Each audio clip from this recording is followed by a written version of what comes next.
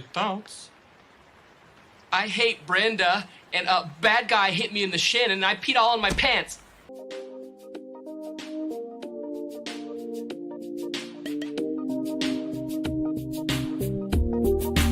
Do not wear that outfit again. But if you wanna keep your spleen, because I want to fit in. Sorry, you're just not terribly important to me. Did you know that when he used to debut her phone number one single song? Did you know that Christy, there are no girls with good personalities? I don't think we should see each other anymore. It never was supposed to be. Gotta return some videotapes. Have to return some videotapes. Did you know I'm utterly insane? I like to dissect girls that ate some of their brains. Gotta return some videotapes. I'm really late. Gotta return some. I guess I was probably returning videotapes.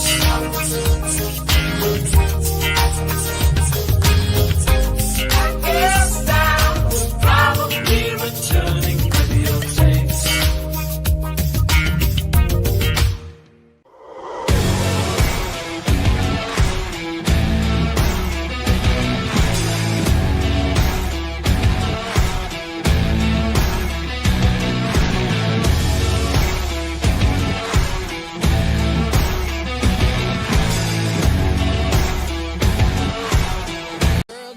The following program is rated TV-17, containing bad language, You got knocked the fuck out, man! sexual situations, Like, you're gonna take your pants off instead? nudity, Sure. and graphic depictions of nut-crunching dick kicks. Oh, I just had to kick in the diddly again. Parental discretion is advised.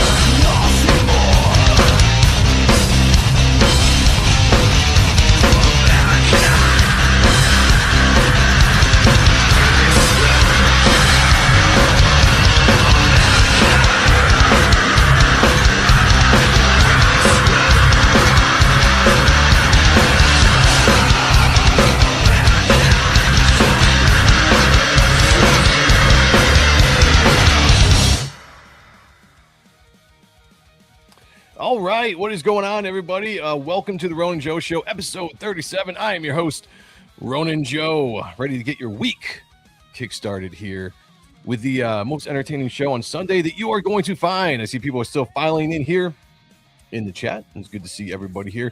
Got a lot of things to go over. So many things, I don't even think I can cover it all as long as I'm sitting here talking to you guys. But first of all, how's everybody doing in the chat? How's everybody doing? There's a lot of storms. Let me bring you guys up here on the screen. There's a lot of storms going on right now across the United States. I've been tracking it all the way from last time I looked, all the way from Houston to Chicago, all the way across the entire country. People are getting hit with tornado warnings, actual tornadoes, hail, thunderstorms. We're supposed to be getting severe thunderstorms around the Michigan area right about the time I'm going live. So who knows?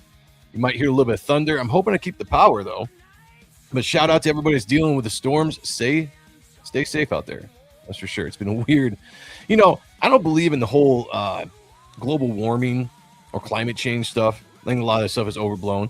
I do think there are some things to it that you could take out of it. I will say though, with not believing in it, Michigan's weather has definitely been changing over the last few years as far as the storms. We're getting a lot more storms around this time into the spring than we ever did before. Some people were saying that we're becoming the new tornado alley, which I don't like that if that's the case. Keep that stuff way, way away from me. Over the last couple years, we've had a couple tornadoes, a couple miles that way. They've just missed where I live, so I'm happy about that. But yeah, not too happy about the change in the weather. How you guys doing out there? Everyone feeling safe, feeling good? Ready for Sunday's Ronin Joe Show? Let's get started. Let's say hi to the chat. Infamous Mr. Kirst is in the house. He says, woo, he was number one in the chat. Number one in my heart, my friend. That makes you. You're number one. Yes, sir, you are. Thank you for being here. I appreciate you very much. I think that might be the first time I've seen you number one in the chat. So shout out to you. Mark Penguin comes in a close second. If you guys tune in regularly to the show, you know that Mark is one of the people that is always the first in the chat. But shout out to him nonetheless. So, Mr. Penguin, a penguin is a bird that cannot fly.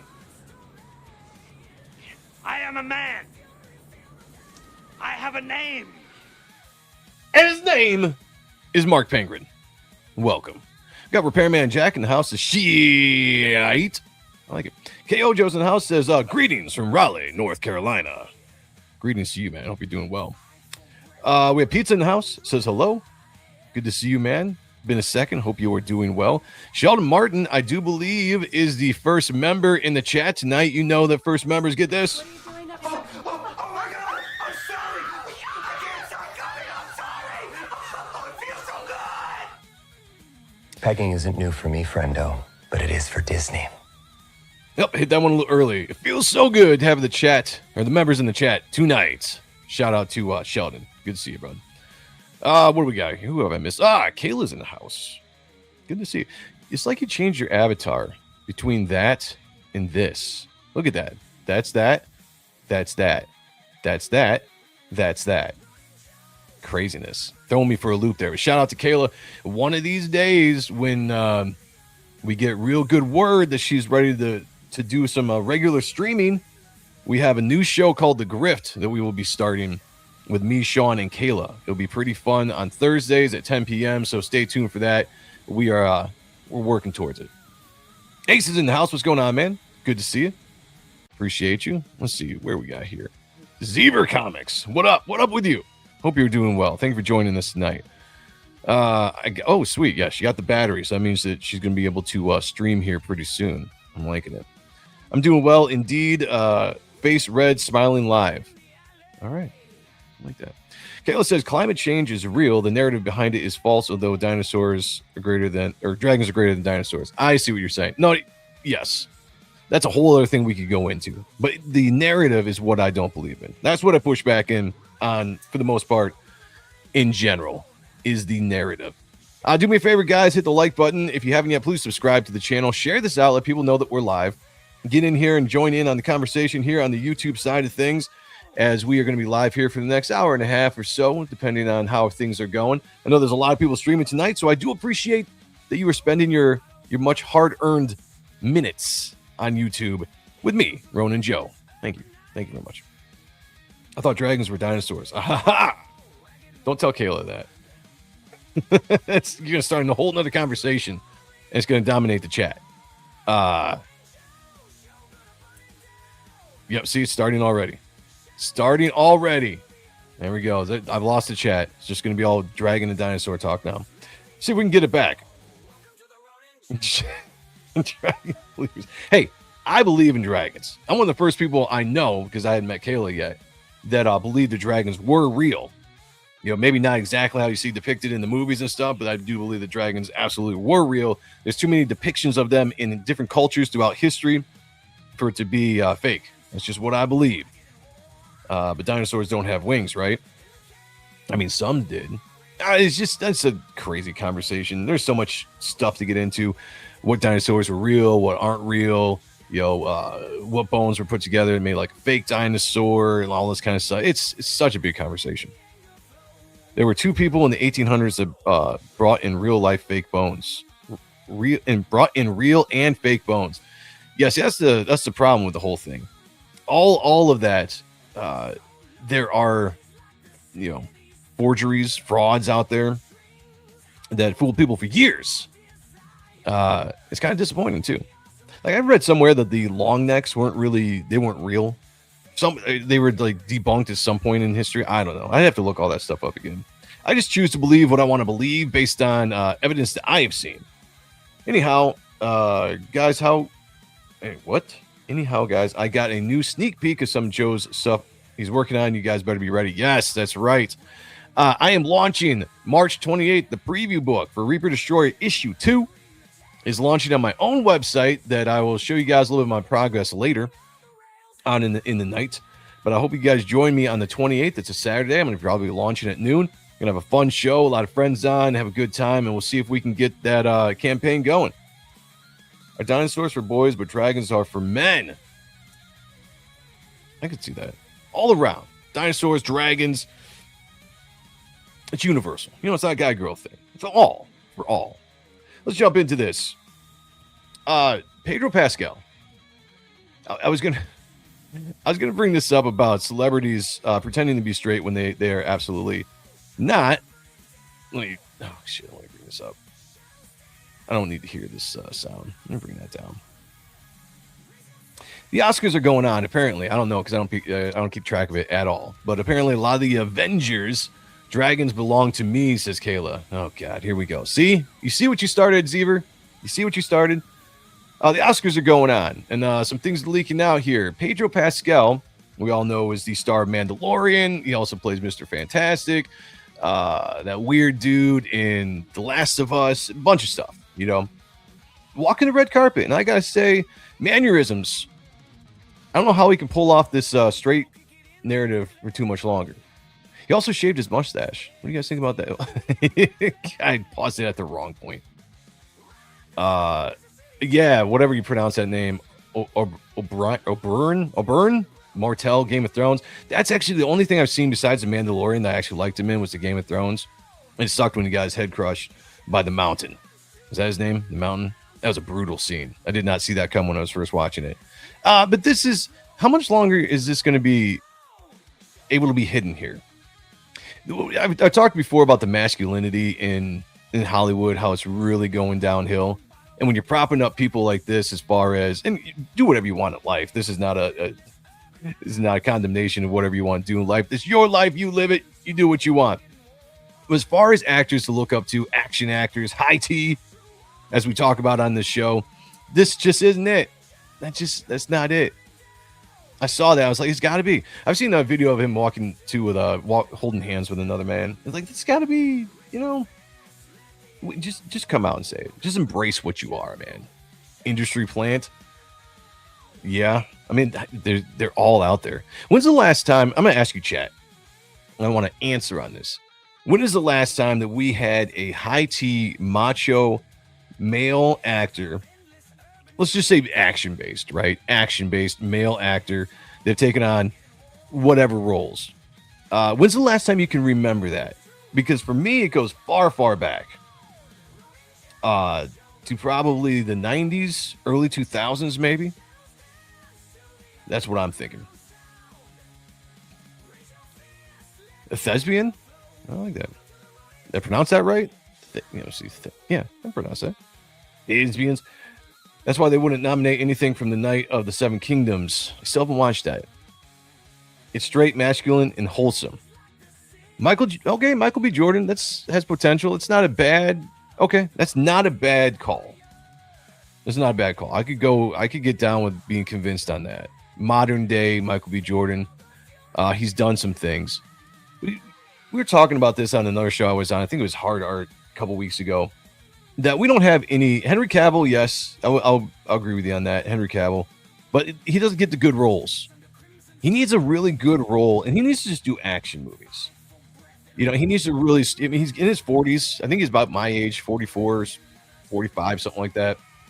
He's getting up there to the point where he needs to start doing more action movies and really solidify that. Because I'm talking about, we don't have any action stars like we did in the 80s and the 90s that could sell movies just on the presence alone.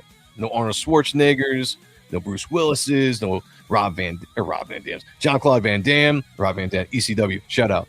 Even Steven Seagal, you know, a hell of an action star, even though he ran kind of funny in the 80s. We've got Christopher Bouchard in the house. Welcome, my friend. What's up, Joe? How's the weather? So far, so good. It should be moving in pretty soon here while I'm streaming, so we'll see how that goes. Hopefully we don't lose power, but I'm going to stream anyway until I can't anymore. Tom Cruise is the last action star. That's a good call.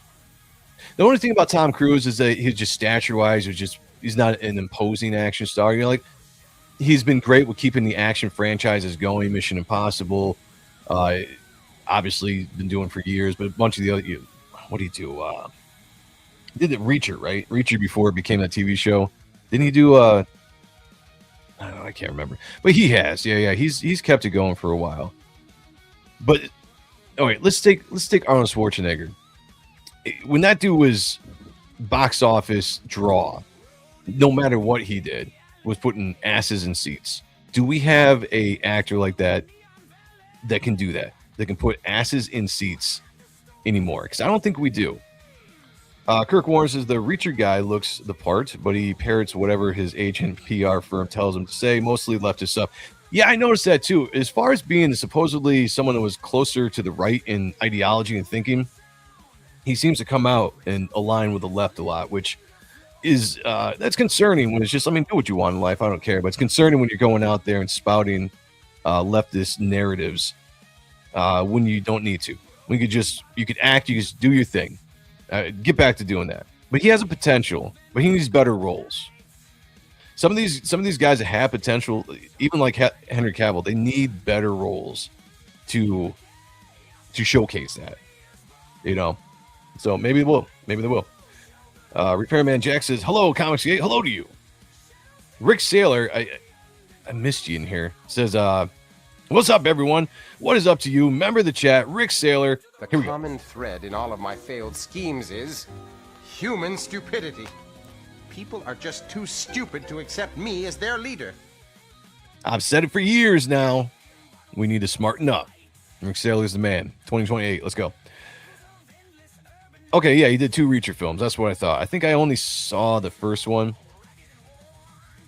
Arnold, I think, is doing a King Conan movie. Yeah, I was going to bring that up later and talk about that. You know, might as well. Let's just do it up. Might as well, since I broached that subject.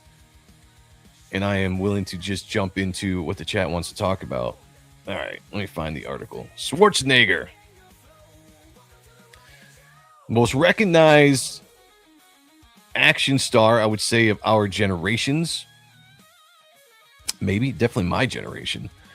Is 78 years old and talking about doing sequels to King Conan, The Predator, and Commando 2. Rick Saylor says, I don't like him, but he's the last male star we had that's had multiple bangers. Talking about the Reacher guy. I haven't watched a lot of his stuff. I know he's got that new movie out that's kind of like Predator-esque. And I'll probably check it out. I just didn't watch the Reacher series either. The only thing I've watched that he's been in was the Titan stuff from HBO, which was all right. Billy Crudup in Almost Famous. I don't know what that is. No, Dwayne Johnson tried but failed. You know, that's a good way to put it. He had potential. When he came out, Scorpion King, a couple of other movies he did, he had the opportunity to be the action star. And he was a top paid actor in Hollywood for years. But he needed some better roles. But some of his early stuff, I think, was actually pretty fun, pretty good. They don't want a white male lead character anymore. Yeah. You know, maybe that's breaking through in Hollywood a little bit. Maybe not, though. It is Hollywood. Every time they take a hit, they seem to get right back up and keep on doing the same crap. Some trick tried to nominate Timothy Chalamet as the ideal masculine man over Henry Cavill. I feel like I could beat Timothy Chalamet up. Yeah, you know, I like Timothy Chalamet in the roles that he does, but as far as like masculinity, no. But people have lost the idea of what masculinity is, and that's painfully obvious. Yeah, why did he do that? I can't even do it now. Now that it's in my head, I used to be able to do the Arnold sound, and now I'm on the spot. I can't do it. Predator Badlands was boring. Yeah, I didn't like it. You know, Predator Badlands was fine for a movie for what it was, but to me, it wasn't a Predator movie. If it was a movie with any other alien race doing sci-fi things, it could have been fine. But it wasn't. I don't know. It didn't hold up. It didn't hold up for me.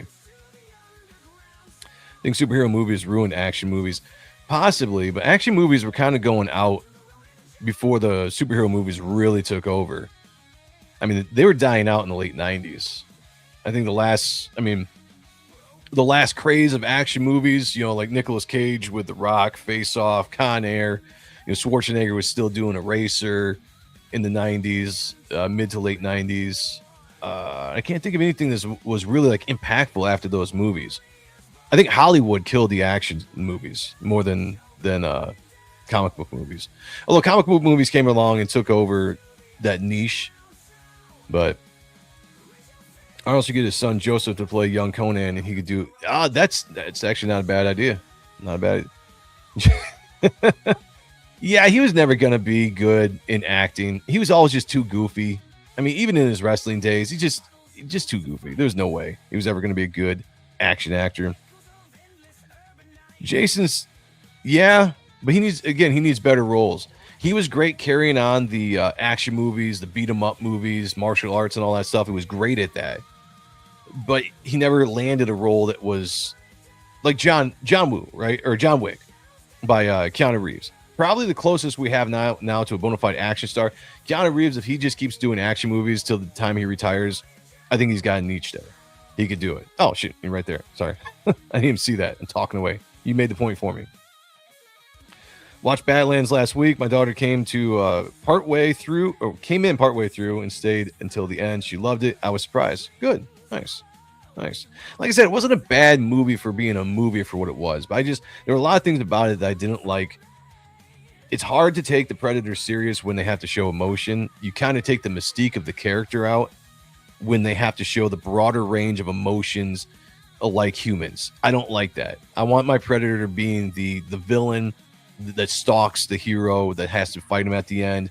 That's why Prey, even though I wasn't a fan of like a 16-year-old girl being the star, Indian girl, that was a better movie because it kept the formula that makes Predator movies good. But a Predator, when you get in there and you see a Predator sad or a Predator emotional because of the loss of something, his facial expressions were goofy. It took me right out of the movie. It took me right out. Action movies can be found either straight to DVD or streaming. Yeah, there's some good ones out there. It's just that, like, I need a star like Arnold was. I need somebody like Arnold was coming and taking over the scene again. That's what I need. And we're not getting that. And I don't know if we'll ever get it. And I'm getting old. That's what that pisses me off. And I see Arnold is 78 years old. And I get excited because I hear of him possibly doing King Conan, another Predator movie, and Commando 2. And I'm like, this is awesome. I love Arnold Schwarzenegger. And then I remember that he's 78 years old. And it makes me remember how old I am. And I'm like, man, this sucks. All of my heroes are getting old as hell. But let me tell you why this King Conan thing could work. And we're not talking about trying to get Arnold Schwarzenegger at 78 years old to get all jacked up again and go out and do his thing. With modern day technology, you can add to the frame of a person using special effects if they really needed to. If they really needed to give Arnold Schwarzenegger a little bit better physique than he's got at 78 years old, they could do that. They could find ways to do that. And you could also get a lot of stuntmen doing all the stunt coordinating, and all Arnold Schwarzenegger would have to do is the talking scenes and the acting scenes. But I think this movie could really work. I mean, how badass would it be to see an older King Conan kicked out of his kingdom and having to go on in this adventure and do a lot of fighting and stuff like that? I think it could work.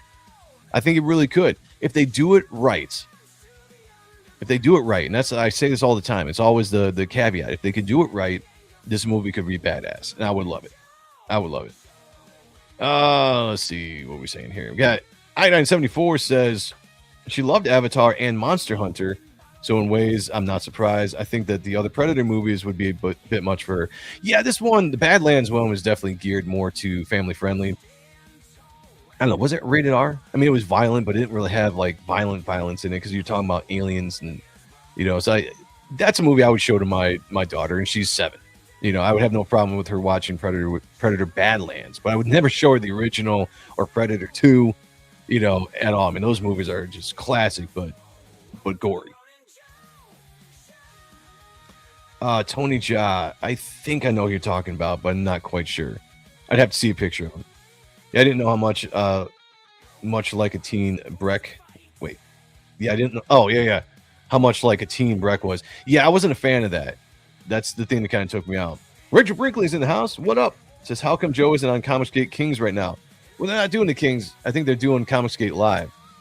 Just because I got this show scheduled on Sundays. This is what I do on Sundays, and my schedule is pretty busy on Sundays. So I didn't even know we were doing Comicsgate Live until it was Ethan announced it. And at that point, there's nothing I could do about it. So, yeah. So that's why I'm over here. The Asians do action movies well. I agree. Arnold has trouble walking now. Yeah. But see, that's why he would have to do the standing scenes, the acting scenes, and then have somebody else stunt doubles. You got the deep fake ability to kind of put his face on a stunt actor and do all this stuff. You could do it. You could do it and it'd be fun. You could do it and be really good if you leaned into the lore. If you tried to get back to more of a true sequel to the original Conan that came out in the 80s. If you could do that, I think this would be really good. You got to find the right director. You got to find somebody that actually loves the character and wants to portray the character correct. It's not going to be the comic book character or those stories, but you got to base it kind of on the first movie at the very most. PG-13. All right, yeah, that works. I think it was rated D for D. The second Mortal Kombat movie looks good. That does look really good. So anyway, yeah, I wasn't going to go over this whole article, but that was, as Kayla brought it up, something I wanted to bring up. For Predator 2, King Conan is the one I think can really work. When it comes to Predator and Commando 2, that's where I get a little bit iffy because I don't see a 78-year-old Arnold going up against a Predator unless he was like a background character that was advising the younger, group of Marines that were going out to fight this thing. That could possibly work. But in these movies, I mean, you would really want to see Arnold square off with the Predator again. That's the whole reason you put him in the movie. And he's kind of too old to do that. So we'll see. Commando 2 is kind of the same thing.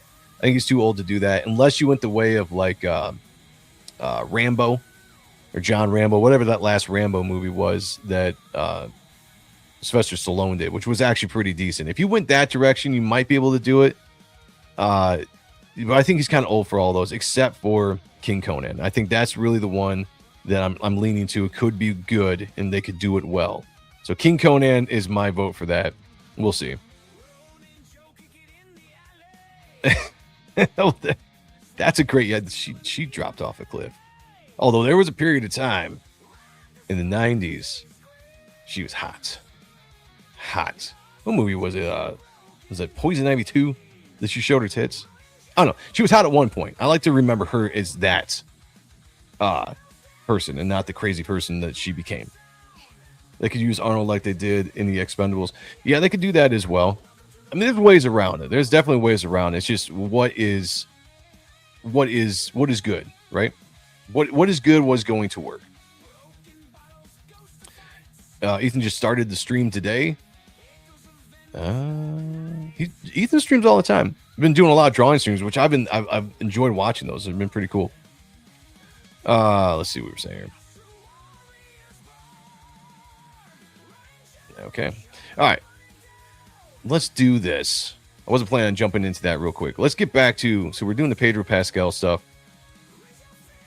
I needed to do a palate cleanser there. Let's do a palate cleanser. We had some borderline feminine stuff for men. Let's jump into something really cool. We will never know, ladies and gentlemen. Oh, let me mute this. We will never know what they took away from us. So this, all right, this was from Texas Chainsaw Massacre. What movie was this? Texas Chainsaw 3D. Yeah, not a good movie, by the way. 2013. But we will never know, guys,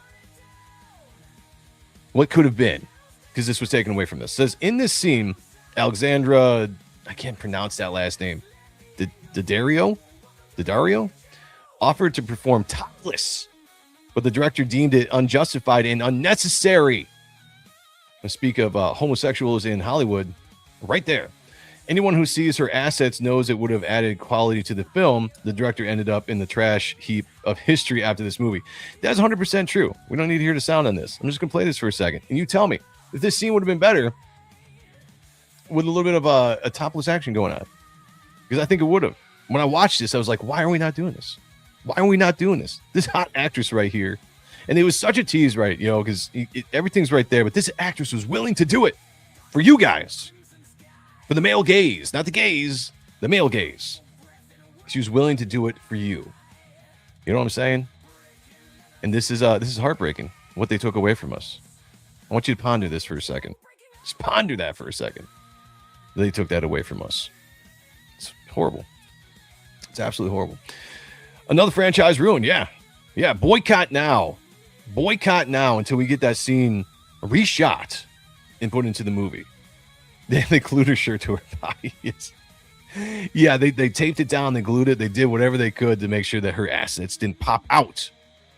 But they tried to give a little bit of that tease. But again, if you have an actress that's willing to come, like, you know, Sydney Sweeney, right? She's an actress that's willing to put her assets out there to sell tickets to asses and seats. This chick was willing to do the same thing. And you put that on the side, you're like, no, this will not benefit the movie. So we're not going to do it. Utter trash. Boycott. Yeah, they have, but that scene would have just worked so much better.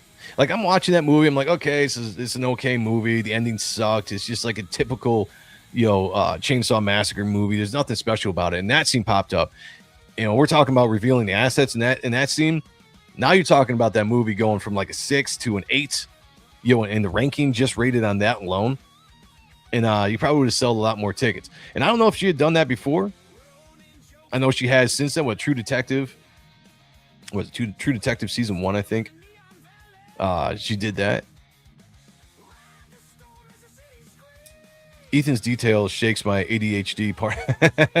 Yeah.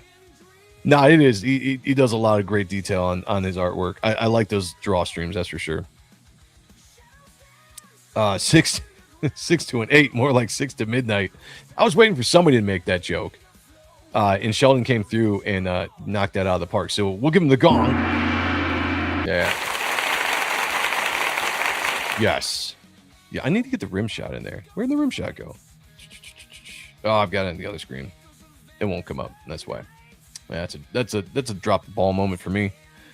Drop the ball moment for me. But yeah, cleanse the palate. Pedro Pascal, a little feminine, but we'll go to that and we'll show what they took away from us. And I'll never forgive them for that at all. So.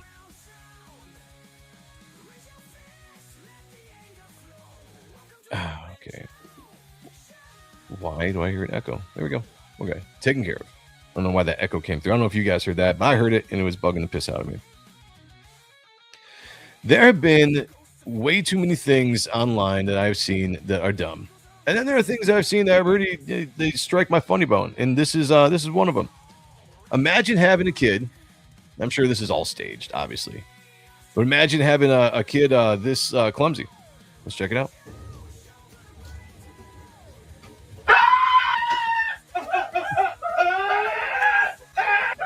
obviously on stage. There's something about this that made me laugh.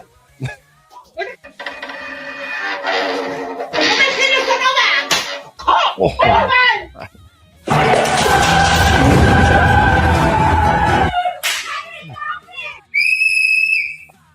I think what I like about it is just the slap. I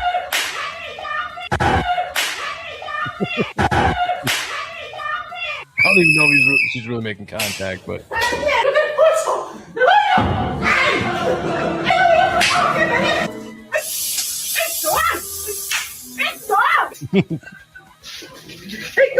just every single time, right to the slap. Here we go.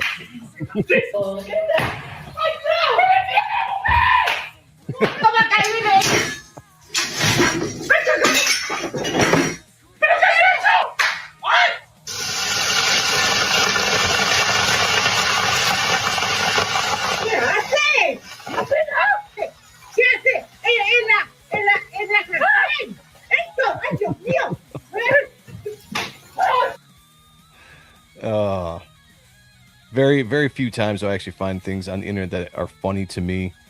My wife tries to share stuff with me all the time, and I feel bad because our humor is actually pretty similar when it comes to movies. But the stuff she finds on like TikTok and stuff, I don't find funny at all. He needs more than that, clearly. Yeah. She's slapping the shit out of him. She did. That was awesome. Hilarious. Shout out to them. Would you guys, here's a quick question for y'all. I don't want to talk about that. Oh, here's a good comeback story. How about this? Told you I had just a bunch of random shit pulled up for tonight. Good comeback story is this actress from The Boys. If you guys didn't know this, Erin Moriarty, is that her name? Is that what it is? At the 56th annual Saturn Awards, I have no idea what that is. But if you guys didn't know, this actress from The Boys started out very good looking girl next door charm. And then somewhere along the line, she got a lot of work done to her face. I don't know if she got a nose job, but she completely messed it up. Her cheeks are sunk in again, just like they were, like a lot of the women in Hollywood. There's like going on the whole trend. People say it was Ozempic. Other people say it was the what the fuck is that word? Baccarat fat removal or whatever they take out of the cheeks, and just makes the face look skinny, makes it look odd. And she did that, and she looked horrible, absolutely horrible for the last 2 seasons, I would say, of The Boys, which I don't really watch anymore because it's a dumb show anymore. Moriarty, like the Sherlock Holmes. That's what I was thinking. Okay, then that's what it is. All right. Botox, definitely could be some Botox in there for sure. Cheek lift, I don't know. But she was looking bad. I'll bring up a picture of what she did look like. But I saw this the other day, and I was showing my friend Sean as well. I was like, man, she did some work, and she came back from the brink of destruction. Look, she lost a ton of weight. She was like skin and bones, kind of like Ariana Grande now is just like, I don't know what the hell's going on with her either. But she was going in that trend. She put on some healthy weight. The weight's back in her face. I don't know if she got a little bit more work to fix the stuff that was messed up. But this is a good comeback story. I'm happy for her. She came back and looks a lot better than she did. You might still say like, oh yeah, I can see the work and everything. Lips are puffed up. But when I'm bringing up this other picture, I got to Google it here in a second because I don't know if I provided it for you guys. But her face was sunk in here. The cheeks were sunk in. The nose looked crazy. She had to gain 10 pounds and added face filler. She needed to add face filler. She had to because and darkened her hair. So looks good with dark hair. Yeah, I'm gonna show you though. She looks a lot better than she did. All right, let me pull this down. That's a comeback. That's a comeback. Let me pull this up here because this was a disaster for a second. All right, let me find the bad pictures. All right, here's a good comparison to what she did to herself. And take this off, put this on. And I want you to see, because this, we got to praise this stuff because women fuck themselves up all the time and you never really see them come back. Lindsay Lohan had to do the exact same thing. Lots of work to correct everything that was messed up. Here we go. This is her right here on the right. what she had done to herself, what she was going in the direction. I don't know what the hell happened here, right? This was completely messed up. And I remember seeing it the first time she came on to, what was it, season, what is the boys up to now? Season 5? I don't know. I stopped watching after like season 3. But the next season she came in and her face was visibly different. And all the rumors came out about what she'd been doing herself. And the next season was even worse. And like all these pictures come out, just what she looks like. And you can see what she started at. Very just natural, pretty girl next door kind of look. And what Hollywood does to you. It's overly... Yeah. In the makeup, right. Yeah. Kayla's a makeup person. Much like my wife, they can explain the whole science. Not science, but whatever it is about behind makeup and all that kind of stuff. I don't want to get into it because I'm a guy. I don't care. However, the makeup adds to the worstness of the face, right? Because you already took whatever you had to take out of the cheeks to sink the cheeks in. I don't know if she got cheekbone lift, whatever it was. And you add the makeup, and now you're just looking like, again, Pinocchio, right? You're looking like a wooden lady, a wooden girl. Wants to be a real girl. And it's just not working. She was super cute before, now ick. Don, what's going on, brother? Good to see you. By the way, check out the studio Saturdays at 7 p.m. over on the Don's channel. Doing great stuff over there, drawing, promoting. Shout out to him. But yes, she was absolutely gorgeous as a natural beauty in the beginning. Very much G&D look. Awesomely so. G&D. I don't do good on those. Explain what that is. Because I'm not that smart. Her skin is smooth though. Yeah, nice and smooth. So that's what she was. That's what she was becoming. Let me bring this down. Let me bring up the other image again and show you what she has done to get herself back. And this is what I'm saying. Like, I think she shunned the trend in Hollywood. She shunned the trend in Hollywood to keep on going this crazy skinny face, whatever, and came back, gained some weight. The weight is back in her face. Everything's looking good. She's looking healthy again. So shout out to her. Looking a lot better. She'll never be able to repair what she naturally or what she unnaturally did to her face. But she's done a good job of getting back there. So I just want to give a shout out. Comeback story of the year. That's what I'm saying. Comeback story of the year. Women are extremely more insecure about their looks, especially in Hollywood, where men can stay relevant, whereas ladies don't get roles as they age if they don't age well. That's 100% true. 100% true. I won't argue with that at all. Men seem to age gracefully.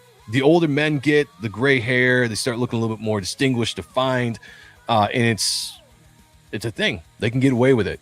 Kudos to us.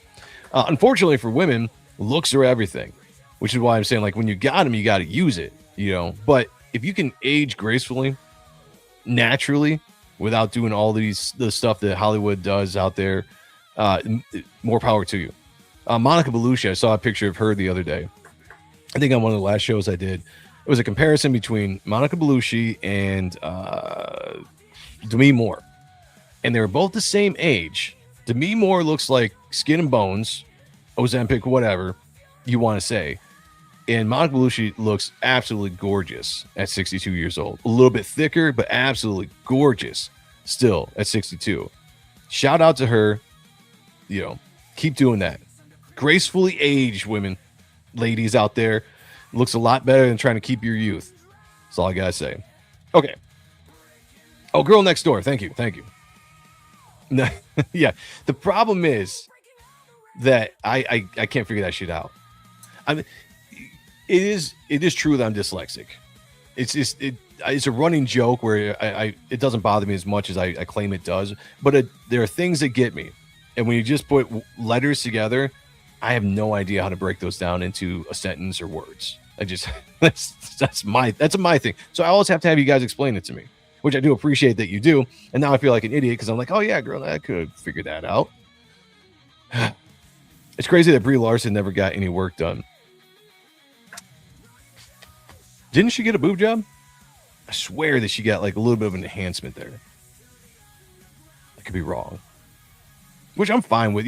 I like real boobs more than fake boobs. But if you get an enhancement a little bit, just a little bit of a lift, maybe a little bit size up there, I can deal with that. But those crazy fake boobs, that, you know, when you're a kid, when you're a teenager in the 90s, and you're like, oh, fake tits are awesome because it's just, I don't know, it's the thing, it's the trend.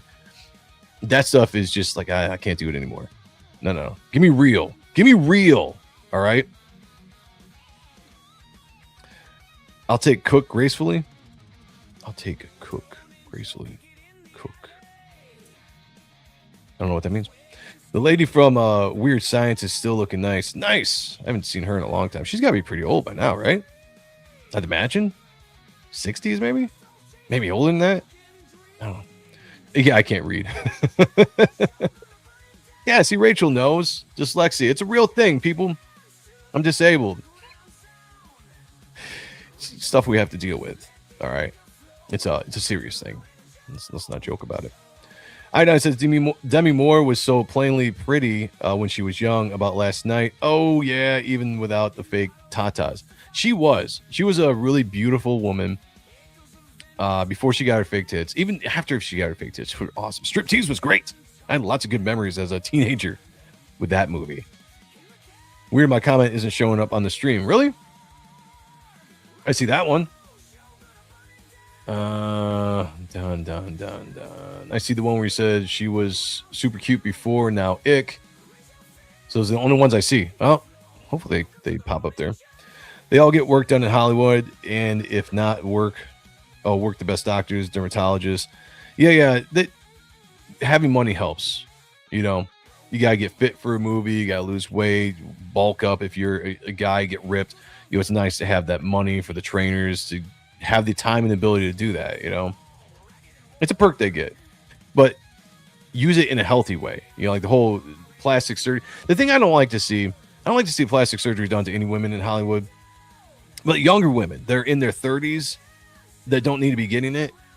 I don't understand that whatsoever. When you were still in the peak of your beauty and you're getting your face reconstructed or things changed, I don't get that at all. And that's got to be a body dysmorphia thing. It absolutely has to be, because I look at that. So like Lindsay Lohan, when she started getting work on her face, I'm like, what are you doing? Lindsay was a good looking woman, good looking girl. And I'm not sure why she did all that stuff to her face, and she had to spend money to get her face looking even decent now. Freakier Friday or whatever that movie was, I watched not too long ago with my family, and I was like, holy shit, she looks good again. That's crazy. Vanessa Angel or Kelly. Who the hell are these people? Let me look it up.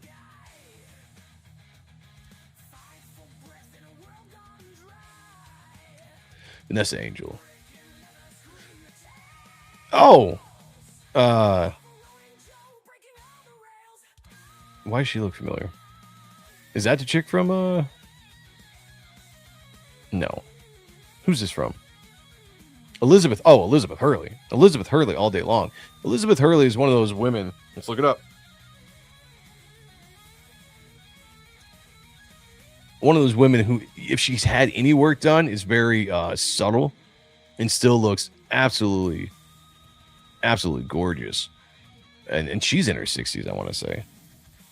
So yeah, I will all day long throw the support behind that woman. I think she's been gorgeous since I was a kid, and she still looks great. I'm like, holy shit. Again, I want to look this good when I get older. Yeah, still looking fantastic. Look at that. 62 years old, bangable as hell still. Beautiful woman. Insanely beautiful. Cooking gracefully over looks. Oh. Oh, well, YouTube kicked my stream off 3 times today, so why not my account? Really? No shit. I know you've been streaming more, man. That sucks. I wonder why. I blame having dyslexia for being an artist. Yeah. You know what? Dyslexia bothers me in everything. Reading, spelling, math. Never bothered me in art, though. Liv Tyler and Jennifer Connelly are so gorgeous. Jennifer Connelly, yes. Liv Tyler, I feel like, got a little bit of work done the last time I saw her, I think, as far as an appearance goes. But I could be wrong on that. But yeah, shout out. It's a good call. Yeah, Jessica Alba still looks gorgeous. I don't know how to pronounce that at all. Selma Hayek and Jessica Alba both still look super. Yeah, I agree. Whatever your name is, I'm just going to call you Az. Oz, let's do that. I agree with you 100%. And Alba's still young enough where she doesn't need to do any kind of work. You know, when you're in your 40s, you do not need to do the work. You don't need to do the work when you're 50s or 60s either. Just eat well, maintain health, you'll be fine. Jennifer Connelly, fuck the world for sure. Paul is lucky. And she's still gorgeous. I mean, yeah. They both played the weird science chick. Oh, I guess I did not know that. All right. I froze. Must be cold where he is. Okay. Tarantino writes Dust to Dong, and she still does her dance on the table. Guy suck her toes. Oh, that guy is me. Jeez, good lord. Sorry, 3 outs. Yes, Liz Hurley is just flat out gorgeous. Correct. Just as the name is Aaron May. Okay, I'm gonna try to remember Aaron if I can. Fuck the world for the win, not fuck the world. Not FTW for the win, not fuck. Oh, okay. I'm so confused, man. So confused. Megan Fox just had so much work done, as pretty as she is, and now got a BBL like. But okay, there's one. I'm going to contradict myself here a little bit. There's one thing. There's one woman can pull this off. Megan Fox got a lot of work done. Got some kind of ass job, whatever you want to call it, enhancement. Let me see. Let me find pictures here. Why are these not good? Why are the okay? Google, you suck. Just give me an HD. That might be as good as we're getting, guys. That might be it. All right, let me bring this up. To me, though, for the work that she did, I'm down. I'm down. Sometimes the enhancements can work. I'll just say. And she was a gorgeous girl. And no, she doesn't, Rick. You crazy. Get out of here. You guys get out of here. Yeah, she is nuts, though. She was absolutely gorgeous in Transformers. Early on, with the early 2000s, Megan Fox, beautiful. Even with her big thumbs. I don't know where she went for however long she disappeared for. What was that movie? The horror movie she did Jennifer's Body. Was that what it was? Yeah, I disagree. Jennifer Connelly was a little too thin in the new Top Gun. She's lost a little too much weight. I'll say I wouldn't mind to see her get a little bit more filled out in her frame, but she still looks good. I'll take OG for sure. I'll take them both. No, she doesn't. She offed herself. Effed herself up. Pass. You guys are crazy. Absolute crazy. What are you talking about here? What are you talking about? I would take enhancements like this in one chick, and that's Megan Fox. Looks good to me. Yeah, solid, sold. I'm good. I am good. I'll rock that. You guys are crazy. 10 pounds back on Connelly would be good. I agree. Get her a little bit thickened up is what we need. Michael Bancroft's in the house says, I don't believe you, Don. That's what I'm saying, Michael. Thank you. I don't believe him either. I don't believe him. For all the women out there, I don't know if I call it simping. I just want to say when I see something I like it. I like it a lot. You know what I'm saying?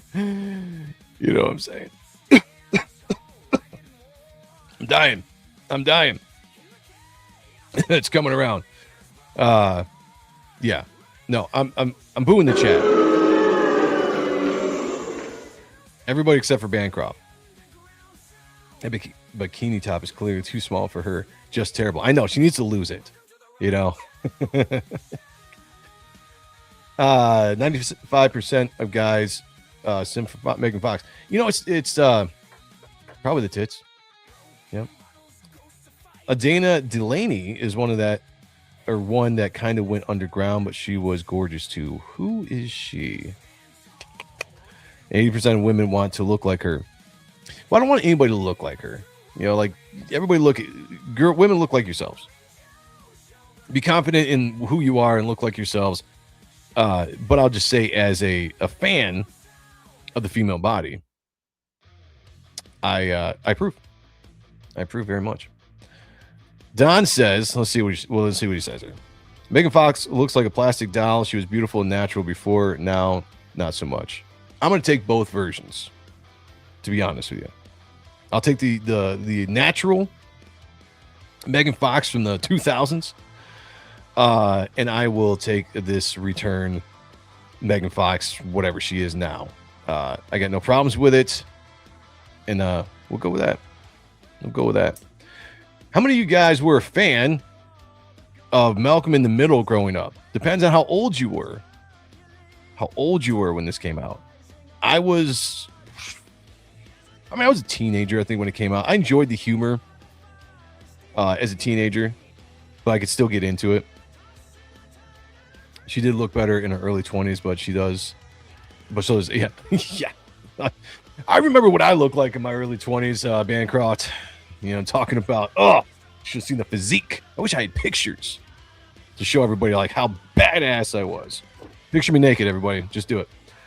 Let's see. China Beach. I don't know what that is. Tiger. Oh, I can see that. I can see that. I'll go with that. All right, Malcolm in the Middle. Let's get to this. Malcolm in the Middle, I guess, is coming back. I didn't know anything about it at all.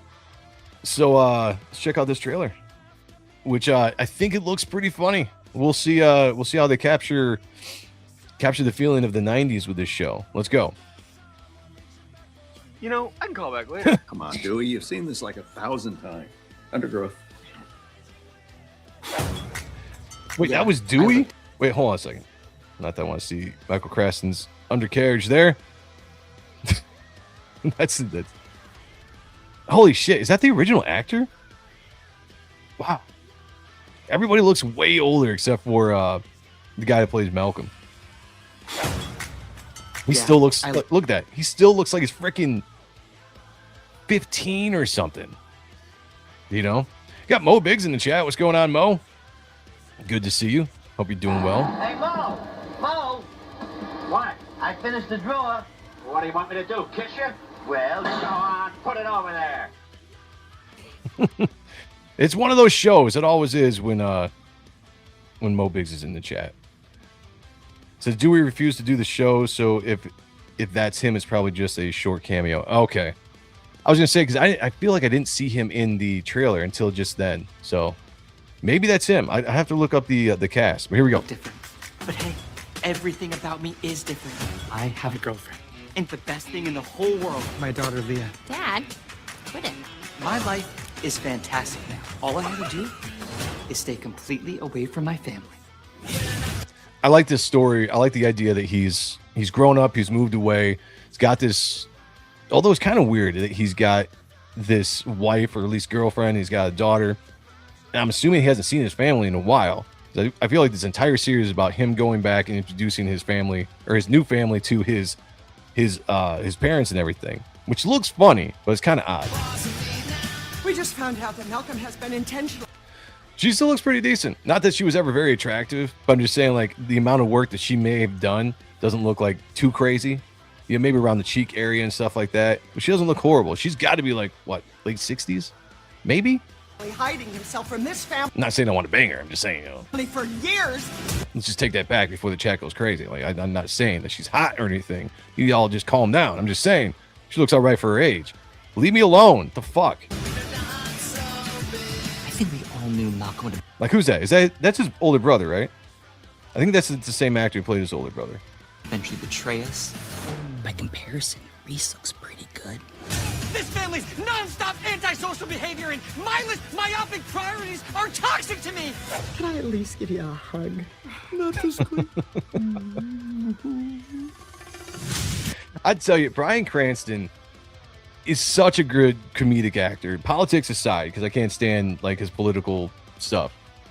But the comedic actor he is absolutely insane, especially when you see him do roles like Breaking Bad. Coming back to do this, the crazy just slapstick comedy, is awesome. I can't wait to see it. Dude who plays Malcolm drives race. What? Really? No shit. That's crazy. I didn't know that. Oh, that's right. Frankie Muniz. That's right. I couldn't remember his name. Okay, yeah, you guys are all saying it. I didn't know that. Maybe I did and didn't care, didn't pay attention. I'm not sure. I think Frankie witnessed the death of Dale No. No way. He wasn't driving at that point, was it? That was like 2000.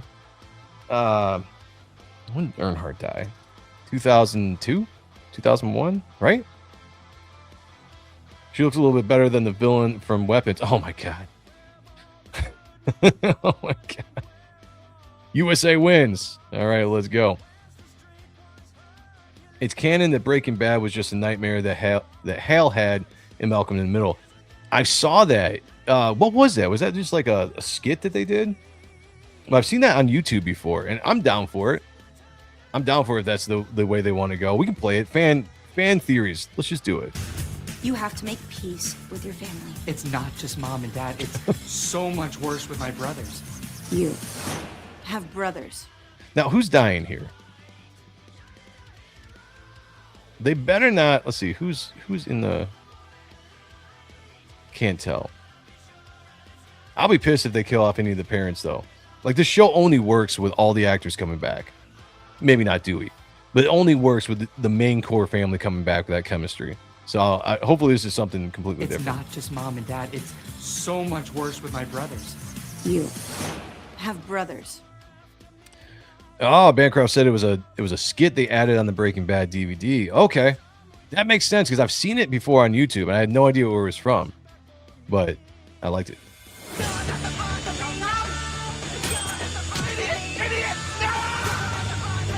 You can't spend the rest of your life denying your family even exists. Worked perfectly till they showed up. Welcome to the family, Leah. We have 1,000 questions. What do you want to do when you grow up? Crush your father's soul and make him question his own identity? Excuse us a minute. I think that looks good. April 10th. I'll be checking it out for sure. What about you? You gonna watch that? You gonna read, jump into the Malcolm in the Middle craze? He was just he was in the... Okay, I got what you're saying. He was in the stands. Gotcha. Oh, okay. Okay, that would make sense. Yeah, I would be upset if they were going on a storyline where they took out one of the... Because, I mean, honestly, Bryan Cranston is probably the funniest one in that show. And that's the character I want to see having the most laughs. You can't take that character out. You got to keep that character in. Hell yeah. Yeah. See, Bancroft's got taste. You know what I'm saying? Bancroft's got taste. By the way, I still got to get you on the last show of Ott and Stuff. So I need to DM you, Bancroft, see what your schedule's looking like. Because we're starting a new show called The Grift. I want to do one last show of Ott and Stuff at some point and just give that a good send-off. And I think you would be a perfect guest on that show. So I'm going to be DMing you. Hopefully, maybe next week or something. I got a busy week going. This weekend, next weekend, I'm going down to Texas for a comic book convention down there in Borger, Texas. Boom Comics. So if anybody's in the Texas area, come down and hang out, see me. I'll stick with the reruns. All right, fair enough. Hulu let this be made, but canceled Buffy remake. I did see that. Although I never really watched Buffy, but I'm sure there was a lot of Buffyites, Buffheads that were looking forward to that show. Actually need to go back and watch all the original show. I never watched it. Oh, shit. Yeah, definitely check it out. I still believe it holds up. Being a middle child, I always had a soft spot for the show. You know what's funny, Bancroft? I'm a middle child myself, but I'm also a firstborn. And that's true. Figure that out. It's a riddle for you guys. I don't even know if it's an actual riddle, but you tell me. How can I be a middle child and also the firstborn? The first person that gets it gets free naked pictures of me. Let's see. I've never been known to award wrenches. Never. That's right. I don't think I'll be getting Hulu, but I'm glad it's getting made. You know, the good thing is that I just Sean's got Hulu and I can just log into his account, so I can watch that. It's really good. That's part of it. That's close. That's close. I like the attempt there. That is part of it. That is close. Yes. Not the full thing, but that's very close. Let me tell you something. Where the hell is it at? Since Bancroft is in the chat, let me get his opinion on something. If I can find the page here. I got way too many windows open. Okay, here we go. So as you guys know, I was saying this before, on March 28th, 2 weeks from now, to claim the title of firstborn. Oh, let's do that again. You defeated your older sibling in a fight to the death. That, I like that. Let's go with that. Let's make that the lore of Ronin Joe, right? The Ronin Joe character that I've created here. Killed the firstborn, took his rights, and became the firstborn. I like that. Rick got it though. Yes, I'm adopted. I was a firstborn, and I was adopted into a family and became the middle son by age. I never knew Joe had a backdoor to slide right into Sean's account. There's a lot of things you don't know, my friend. It's a lot of things. Stick with me. I'll let you know. Bancroft really wants to win those Ronin nudes. Well, Rick won it, so Rick gets the nudes. Shout out to Rick. Good for you. All right, March 28th, I am launching the Reaper Destroyer preview book. I'm going the Michael Bancroft route, and I'm doing an experiment to run it on my own website, make my own crowdfunding campaign, I guess. We'll see how that goes. I've been setting this up. I'm working at it. I'm still working. I'm not spending a lot of money on it. I could upgrade a lot of these things to get a little bit better appeal, but I don't want to do it if it's not going to take off. So this is really an experiment to see if I can drive people to back on my own site, as opposed to going to Indiegogo or Fund My Comic or anywhere else. And this is kind of what I've come up. I've been working hard on it. And this is the page. So you go to this. Once I get an actual domain name, I'll throw that on there. But I have it set up for items sold, total funds raised, backers. We have a countdown from when the campaign ends. Right now, I just have a number up there just for the looks of the store as we set it up. We have the preview edition right here. Nice shot, breakdown of the book, 24 pages, 15 pages of story with pencil only. Art by yours truly, Joe M Sonntag, with full script. So this is going to be a kind of like an ash can, but true behind the scenes. If you guys are a fan of like DC's Unwrapped books or any of the pencil only books, or even Billy Tushy putting out the rough versions of She, you're going to love this book because this is pure pencils, full script. And if you back this, we're going to be delivering and fulfilling sometime in December. So it's a nice break between the main book coming out in 2027. So anybody that gets this will get a sneak peek at the story, and it whets your whistle, whets your appetite for the main book. We have all the tiers down here with the different covers and stuff you can get. This is all BS. I just put this in here. This is actually the breakdown of issue 1. I wanted to see how this was going to look. And then jump into this. And we get blown up versions of the covers, which took me a second to figure out how we could actually do this and make it kind of look like a campaign page. So it was bigger. We shot, section of the covers. You can check out the covers and then jump into the pages, the pure pencils. I'm not going to put the script in here because I'm not going to just give that away for free, but this is what the book is going to look. It's going to be the scans of the pencils, any notes I have here for the inker, but it's going to be full script as we go. So I think it's going to be pretty unique. I think it's going to be something for artists, art collectors. Definitely want to check this out as well. Yeah, these are some of the pages and samples and everything we got going on for the book, and that's basically it. Pretty simple. I'm not trying to go all crazy with this site. Just something simple. You can get in, you can back. Now, let me see what Bancroft might have to say about that, because I had to pick his brain quite a bit. He killed his twin in the womb, and the twin came out first. Oh, interesting. I like that. That's a good storyline too. Good storyline. 100% go to your own. Oh, go to your own, brother. Appreciate you. Usability suggestion: change the background color. Giving my opinion as a web development professional. What color would you? I'm open to suggestions. I am. What color would you prefer? Let me know. I heard the creator of Death Shroud tried to stake out the domain name of pfactdestroyer.com, but Joe is always one step ahead with the rebrand. That's correct. That is correct. Terrific. Nothing like a good wet whistle.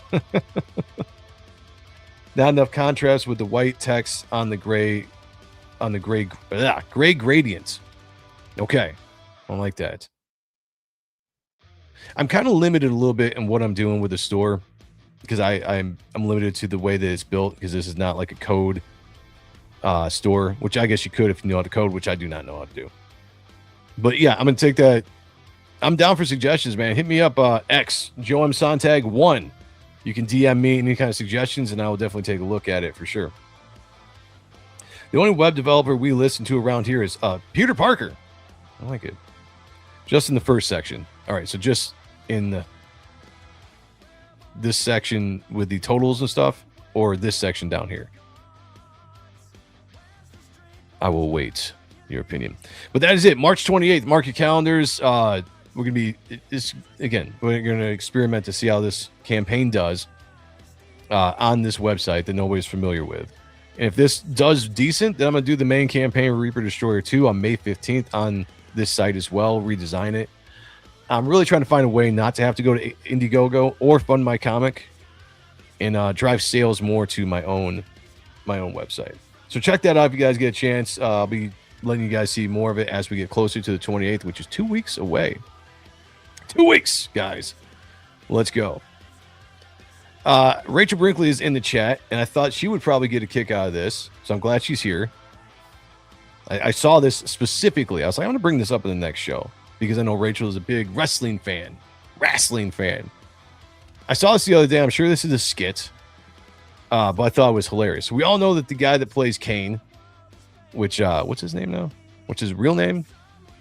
I don't say.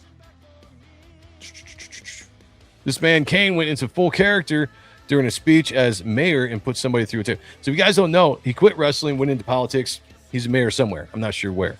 But this was hilarious. I was like, what a great way to lean into your character, especially with people that might be voting for you. So let's check this out. This is for Rachel Brinkley. I'm almost done. We have great nightlife. We have markets.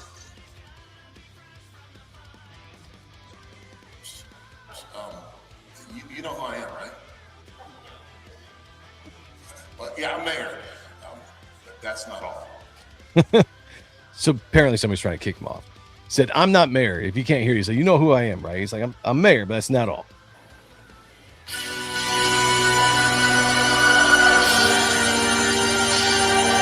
Rachel says, still huge. He is. He's a mammoth man. Yeah, and he still walks pretty good. A lot of these other guys look like they're pretty broken, but... Oh, Glenn Jacobs. Thank you, guys. Thank you.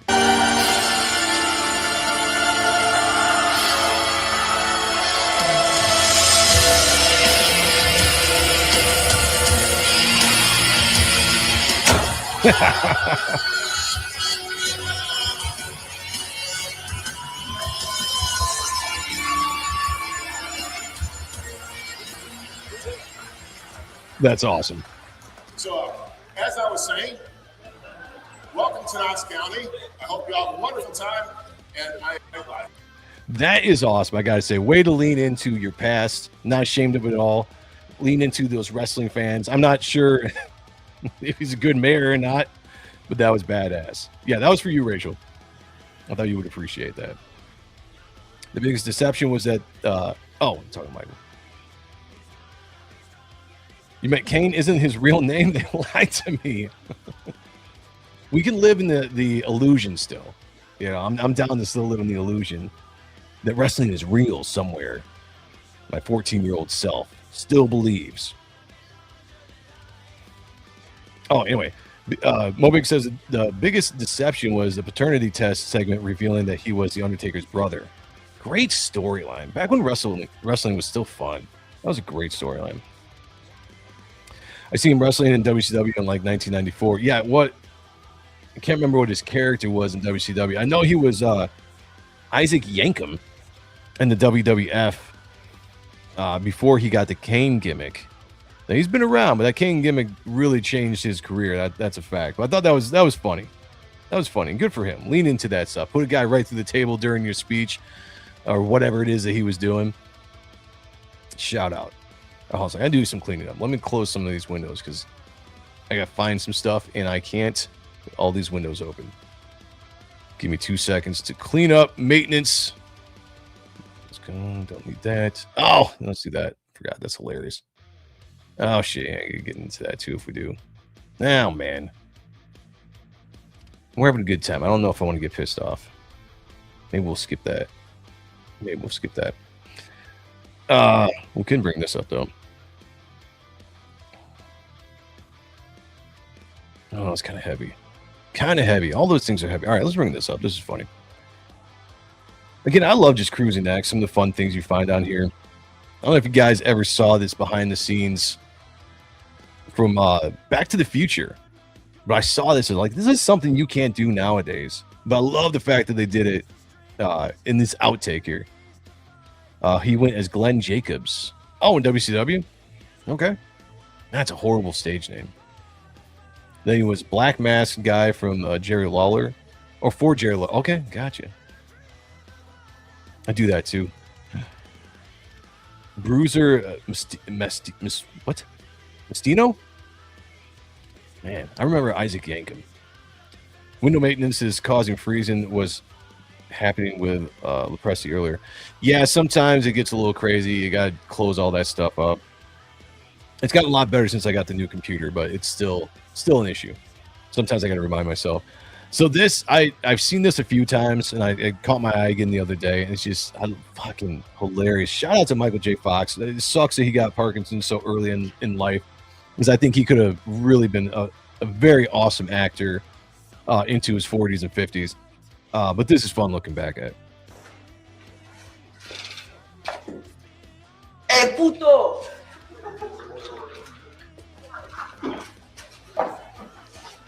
There she is, man. There's a bitch. She, man. Son of a bitch. She's cheating, man. Hey, bitch. No homeboy for her tonight, man. Nowadays, they call this racist. But back then, it was just good old-fashioned humor. And I love the fact that they're just doing a take just to do the take. And Michael J. Fox had this idea to do this, and they're like, let's roll. Let's just roll the scene. You can hear the crew just cracking up to this. It's just so good.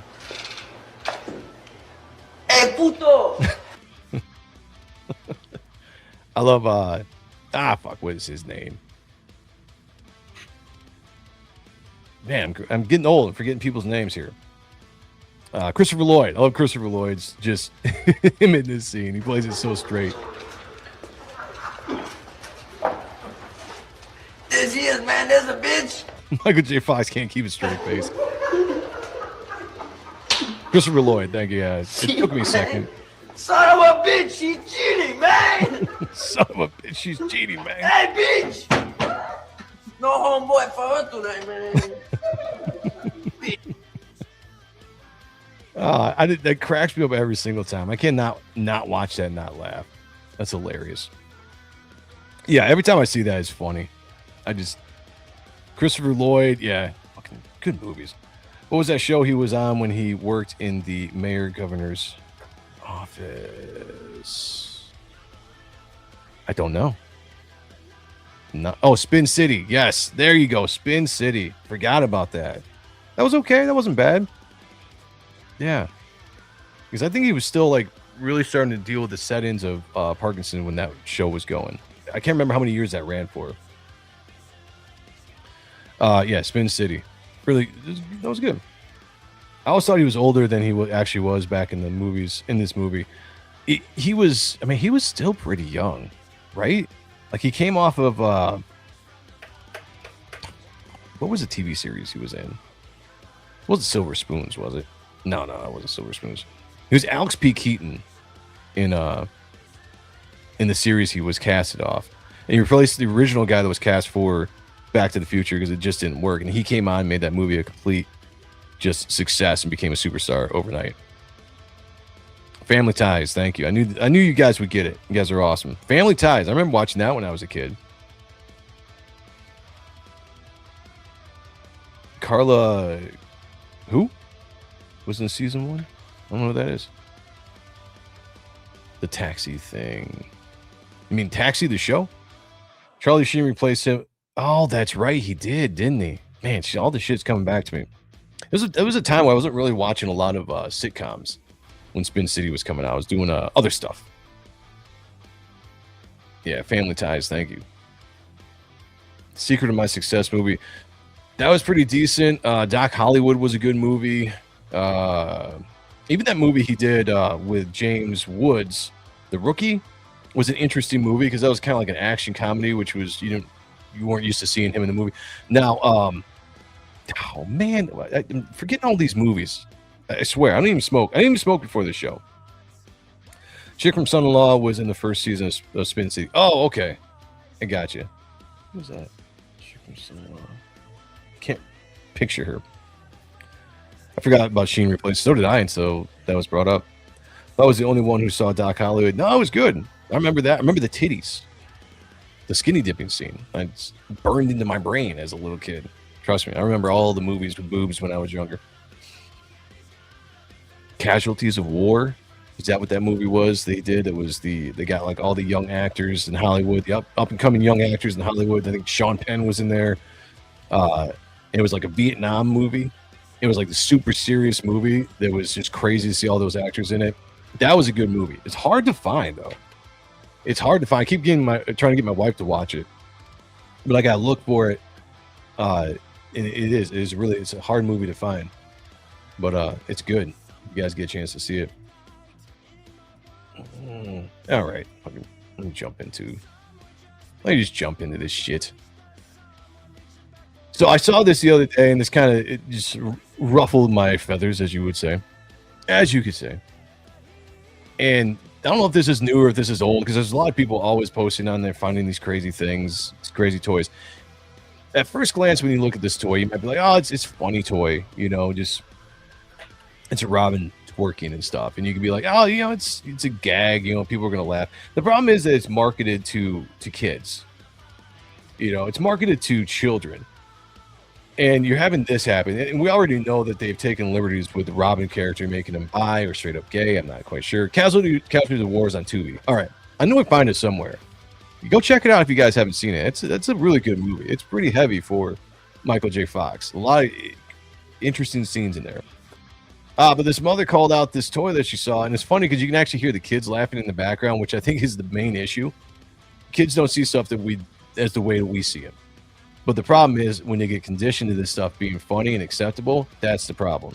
Yeah, so tell me how I'm in Burlington, right? You can't really understand her very well. That is what it is. But you get the gist. And my son comes to me with a toy. What's that for? Look at the toy. Now you think it's all cute or whatever until you see this. Look at that. Why? Look. Big old booty. It's shaking. Why in the hell would a boy want a toy with a boy shaking his butt? Well, we know why they want to market it to the boys. They got to kill the testosterone. They got to kill the high T growing up. They got to feminize the boys coming up and making this an acceptable thing. This something that they want to portray as kids. It's a very devious, straight from the pit of hell, my friends. As who would say that? Alex Jones or oh shit, there's that rain. I don't know if you guys can hear that, but that's loud. Can you guys hear that? I think the storm just showed up. We'll see how things go. Bo Big says they only pretend to market to kids so Bancroft can claim he bought it for his kids, and then his kids will never see it. That's probably true. That is probably true. I like that this is being pushed back on, though, because this is absolutely something that should not be marketed to kids. Make this an adult novelty, if you want to have it. But this just normalizes this behavior. It's already bad enough that, I've got a 7-year-old daughter that already has to see what I consider borderline inappropriate dancing by younger actors on even Disney shows. And you have to kind of watch out for that. And she loves dancing, and she just wants to imitate what she sees. And a lot of times, as the parent, I got to step in and be like, nope, we're not, that's not something we're dancing. We're watching something else. And then you got to worry about this shit right here that people are seeing. And the kids find it hilarious. Because honestly, it's funny. I mean, I can see here and like, oh, that's actually pretty funny. Because I'm an adult. Kids, though, they're going to see this and normalizes this. They're going to want to imitate it. Especially if you're gearing this towards boys. Imitating this growing up. We already have an issue with too many. I don't want to call them effeminate boys that are growing up, but too many boys that don't seem like they could be masculine at all. It's a weird trend I saw about 10 years ago. I have a few friends that are older, that have older daughters that were in high school, and I've known them since they were little kids. I remember when they first started dating and seeing their going to parties, going to family parties or friends parties and stuff, and they would have their boyfriends over. And so I'm looking at them like, this is the crop, the generation of men or future men growing up, and this is what they are, and they're all just like wusses. Like they beta males. Thank you, Rick. They've been made into wusses and stuff like this. So I'm glad that this mom is calling this out. This is ridiculous. It's not funny. Yeah, right there. Her kids laugh, and she's like, "It's not funny." Honestly, I think I might not have taken the video in front of them. I would have done that maybe maybe even bought the thing and then did a whole breakdown on it and thrown it out. But this is ridiculous. It's ridiculous. This is what's wrong with the world, y'all. This is what's wrong with the world. Horrible. I don't know what that accent is. Anyone know what that accent is? But shout out to her, standing up for some ideals and some principles. Soy boys, beta males. That's what they're generating. That's what they're breeding with stuff like that. So you got to watch out. You got to really watch out. I know when it comes to me as a parent, I'm keeping an eye on my daughter's school. Because I'm absolutely one of those parents that I will go down there to the office if anything weird is going on with what they're teaching, what they're pushing, or what they're allowing these kids to see. I will go down to the office and I will raise holy hell if my daughter is being exposed to anything I don't want her being exposed to in the school system. You better believe it. I know it says I'm also kind of surprised she hasn't been called out as being racist though. Yeah, and maybe she will. I didn't look at the comments and all to see what people are saying, but that's the first thing that would come to my mind. But again, shout out to her. It's a good, strong pushback on that kind of stuff. We need more of that. We absolutely need more of that, and I hope she continues. That kind of leads me to what do I see here? I have to get all the humorous, funny stuff out of the way. We'll talk a little bit before we wrap up here, and which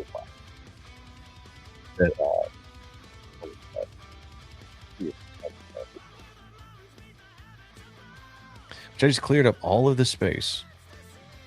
There it is. Found it. Cleaned up all the space, and I still got more room to pull up. That's the new staff of the current DC spreading their woke programming. Yeah, I saw that picture of I saw the picture going around social media of the lantern staffing, and I haven't looked too much into it, but I think it's definitely a problem when it's primarily women. When you're writing for men, you know what I'm saying? Like, women writing for women is fine, but primarily women writing for men, I think there's an issue there you got to worry about, because that is the programming right there of toning down the masculinity and programming the younger kids growing up. That's what you got to watch out for.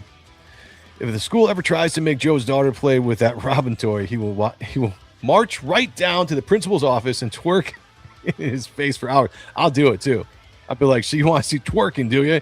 Here. And I'll just get like, fucking, yeah, I'll go full on. Won't shower. I'll run like 10 miles before I'll just run to the school, work up a good lather, get all sweaty and stuff, wear those like, basketball pants you can just pull right off. They got the buttons on the side. I'll walk right up there, jump on that desk, I'll rip that off and just go to town and like, yeah, smell the stank. That's what you want. Like a dad catching his son smoking and making him smoke the whole carton. That reminds me, did you ever see that that Family Guy issue or episode where what's his kid's name? I haven't watched that show in forever too. Chris is smoking cigarettes and he gets caught, and Peter and Lois sit him down on the couch and they're talking, and he goes through this montage, and that was one of the lines. He's like, so you like smoking, do you? Well, how about the whole carton?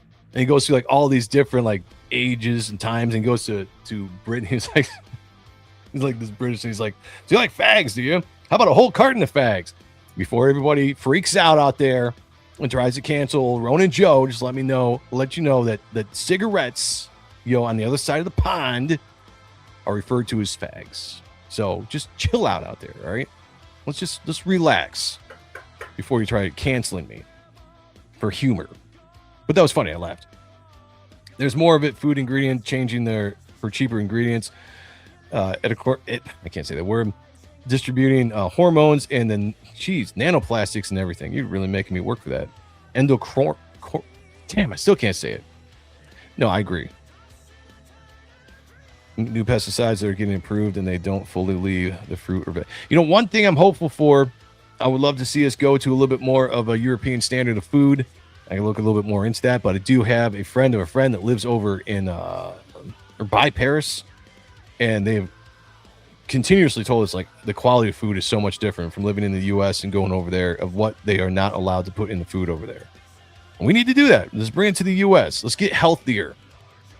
As a culture, as a country, as people, let's do that. I saw this clip from Joe Rogan. He was talking to, is it Steve-O? Yeah. Steve-O was on his show. And this was an interesting conversation. This goes into the whole trans things and stuff. And I like that these conversations can happen. I like that Rogan can do it, where you can jump into the counter argument. Where Steve-O is going to come in, he's going to talk a little bit about just the narrative, right? The Hollywood narrative that most of them are the back. They spout it out. I think they spout it out without even thinking. And Joe Rogan's going to come in and really destroy this whole argument. I thought this was really good. Let's see what the volume is. Let's play this. But in this situation, talking to this transgender person, like, hey, can I run something by you? And I spoke with them. They described to me a level of oppression that genuinely fucking broke my heart. They said, hey, let me tell you, like, I am not allowed to use the bathroom at my own place of work. We've got like politics. That's not true. They're just not allowed to use the bathroom. So I like that because that is the narrative. That's the narrative right out. It's the pull on the heartstrings narrative, the victim mentality narrative that they put out there constantly. Like that's what they do. And I think Rogan comes back sharply and disputes it. It doesn't align with their biological sex. Okay. But you got to realize they're not all. Listen, I genuinely think there's people that feel like they are in the wrong biological sex. Sure. Right? But there's also people that are fucking perverts and they have a thing. He presents that great, right? He covers the fact that like, let's talk and let's say like there probably are people that feel out there legitimately. And whatever you feel on the subject, you can feel. Like that's on you. But there might be people out there that legitimately feel that they've been born or they're in the wrong sex. I would throw that out there and say there's probably more of a mental thing that they need to address. There's probably trauma there. There's something else that they probably need to sit down and actually talk to someone about and not have them be pushed on the trans thing. But he goes into the greater point of this. The actual perverts out there, the actual sick people out there that will abuse a system when you allow them to be into spaces that they should not be into. And called autogynephilia. And what that is they get a turn on by pretending to be a woman. They get excited by it and they want to be around women and they're creeps. And so you give them a fucking Willy Wonka golden ticket to go into the women's locker room and the women's bathroom and stare at women. I love how his facial expression never changes. Like he didn't crack a joke and smile there. Like he cracked a joke, but he's being dead ass serious and just kind of laying this out to Steve-O. And I love it. To pretend you're a woman when you're just a crazy man and you're actually into women. Okay. That's real too, man. I don't doubt that that's real, and I know that it's a super... Has Steve-O's voice always been like that? Complex, nuanced thing. And I can't remember. It's been a long time since I saw Jackass or anything. Here's what's not complex. What is your chromosomes? Right. Okay? This is the same thing for competing. Right. All these fucking men... You can tell Steve-O's very awkward here. Like he's didn't expect to have this thrown back at him. He's just like, okay, now I have to really face actually the reality of this argument that I just put out here. Still gymnastics that seemingly intelligent people do to justify biological males competing with females. Oh, I'm with the, I don't think anybody's It's the same thing. Right. It's the same thing. Right. And especially as speaking as a man who has daughters, like there are creeps. And if you give a creep, and I'm not saying all trans people are creeps. Right. But a lot of these fucking people that are in trouble for going into women's bathrooms dressed as a woman with a fucking beard and a heart on are just that. They're I think you have to really address that. Two things can be true at the same time. You can address this subject matter legitimately as a concern without putting down or calling everybody that's trans a creep. It's easy to do that. I can see both sides of the stuff. It's not my thing. I don't support it. But people they live their lives the way they do. And some of them legitimately, all right, fine. But there's a lot of creeps out there.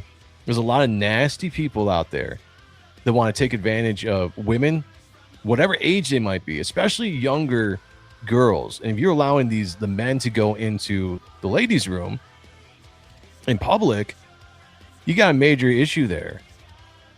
Like as a father of a daughter right now, it's hard for me to want to even attempt to let my daughter use the public bathrooms. Like I go in to the bathrooms with her everywhere. If it's not me, it's my wife. Because it's heaven help the day that anything like that ever happens. Because I'll go to fucking prison for beating somebody to death if you ever mess with my daughter. I mean, like that's just straight up. Not even trying to be a tough guy. When you're a parent, when you're a father, there's lines that just don't get crossed. There's a blackout moment when you're not thinking about anything and you're just thinking about as much damage as I can dish out, I'm going to do if it involves anybody hurting my little girl, and so I'm not a tough guy. I'm really not, but you come to hurting my family, especially my daughter, who is the most important thing to me in my entire life, there would be nothing left of you. I don't care who you are. It'd be over for creeps. Right, okay. They're crazy men. And these crazy men, their entire life, they would get beaten up for that. And now all of a sudden, they have to be accepted. So you've got two things going on at the same time. For sure. You've got people with gender dysphoria that genuinely wish they were a woman or genuinely wish they were a man. And by the way, it's men that are the problem. No one gives... I do like this point here, because this is actually a pretty decent point. Although you can say the same thing, because he's about to talk about, like, it's the men that are the problem that want to be women, or the men that pretend like they want to be women so they can get into the women's, private areas because they're perverts. He brings up a point here, like nobody's going to care if it's women being men that are going into the men's bathroom. And I can see that to a point, but the same logic applies. This is where I think Joe kind of drops the ball a little bit. The same logic applies to what he just said about the women. There are perverted women out there trying to be men that could take advantage of little boys in the bathroom as well. So it's just all around it leads to a bad situation, no matter what. Gives a fuck about trans men going into the men's bathroom. Come on in. Who cares? Right. Who cares? Oh, a girl's gonna shit next to you, or what is she gonna do? That would be pretty funny. I'm not gonna lie, that would actually be pretty funny. I'm just glad my tits are growing, not bought. Well, that is the preferred method. Mo Big said he wanted to be a Hollywood star with no discernible talent. He had to pay his dues. Talking about Steve-O, his talent was being like tased his balls or something. I can't remember. King Ronin goes to war. Let's go. 100% facts. Yes, Canadian. I'll die or go to prison for my kid, no question. That's a fact. That's a fact. I thought about it before. Like, I really would hate to serve life in prison. But if it meant that I was defending my family, specifically my daughter or my children, I would do it. And I would serve my term gladly. Why would perverted women dress as men to prey on young boys when they can just become a teacher? God, that's a good one. Although the teachers nowadays that take advantage of the teenage boys, I know it's wrong. I'm gonna make a joke here, so let me make a joke, okay? I know it's wrong, but I'm just saying, can you complain that much? Are the boys, are they really complaining that much at the time? Especially some of these teachers that come right out of college and they're in their early 20s. You're gonna go teach teenage hormonal boys. I'll just leave it as that. She's gonna pee out of a funnel. Right, what is she gonna do? Like, have you guys ever seen that that funnel that they made so women can pee standing up. It's crazy world we live in. No one's going to get hurt. No one's going to get hurt. This is the problem. When you allow perverts to have this hall pass to go into women's locker rooms and bathrooms. So you can't say you're not allowed to use the bathroom where you work. That's not true. You're just not allowed to use the women's room where other women are in there because you're not a woman. Boom. That's it. That's it right there. Solid points made. I saw that and I was like, right on, man. We need more of that thinking put out there. And I'm not like a huge Joe Rogan fan. I almost said Joe Rogan fan, but I do agree with him on quite a bit. A lot of the clips I see come out, very good. And that's, again, you got the mother pushing back on the twerking Robin. You got Joe Rogan going in there and shattering the narrative there on the trans using the bathroom stuff. We need more of that stuff.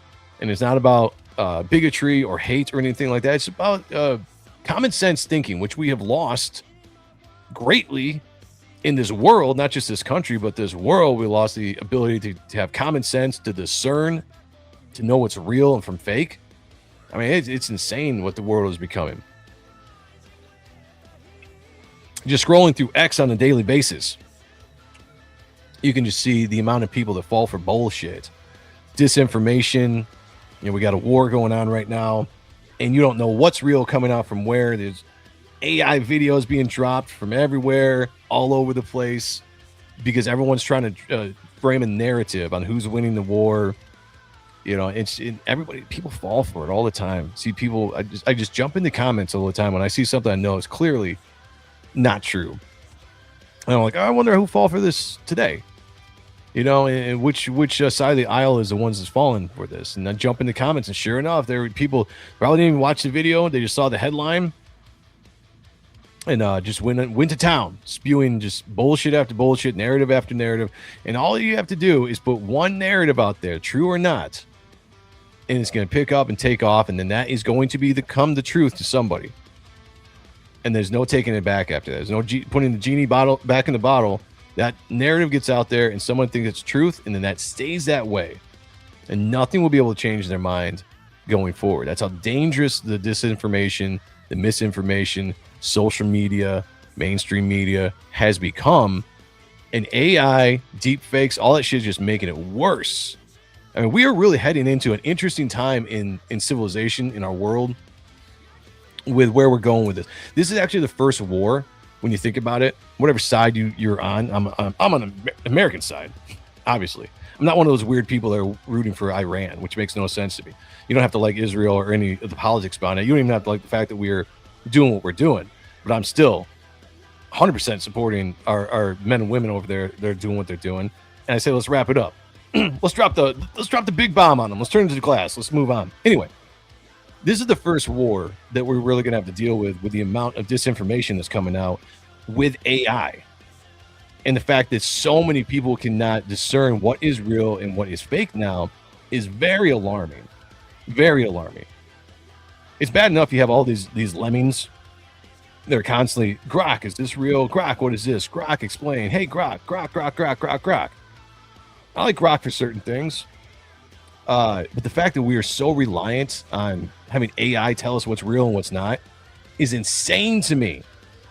You lost your ability to think when all you have to do is be like, oh, what does Grok say about this? You know? I don't know, man. It makes me really fear for the future of our country, the future of our world. Future of our world. I have to limit my X or time on X at this point. IG, Instagram too. I've resulted in creating new profiles.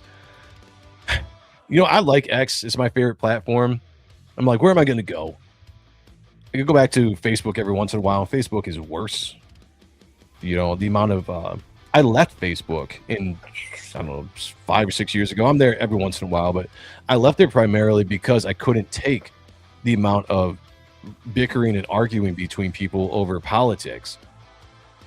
And I get into politics just as much as the next person. In fact, I really like talking about politics. I follow a lot of stuff. I like to stay informed. But I don't go on a lot of places and put my opinions out there so much. And that's not what I want to do. I want to create an entertaining show, but I don't mind talking about it. I went to X and it was like, all right, I could start over on X. And when it was Twitter, and I could follow more comic centric people and all that stuff. And now it's just become the same thing. You know, I mean, yeah, Twitter was always bad. You know, Elon bought it and became a lot better for free speech. But we're just back to the same stuff now. And it's just every day I go through my feed and it's just bullshit after bullshit. And it gets so tiring. That's why I'm always finding these funny videos. I'm like, I got to save this because this is at least funny. This is entertaining. And I can get into this instead of the same old thread of the same old weird video put out there and then hundreds of people fighting in the comments. And nobody's mind is being changed. All you're doing is digging farther and farther into whatever side of the aisle you're in. And that divide keeps on getting bigger and bigger. You know? And just, it's a weird social experiment that we are all involved in right now.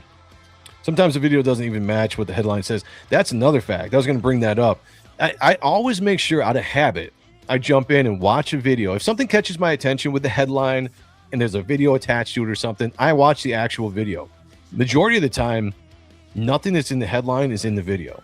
But you can go into the comments then. You can see the amount of people that actually watched the video and then the ones that just took the headline and ran with whatever narrative so that they could bitch or moan or whine or whatever, fight in the comments. And you're like, did you actually watch the video?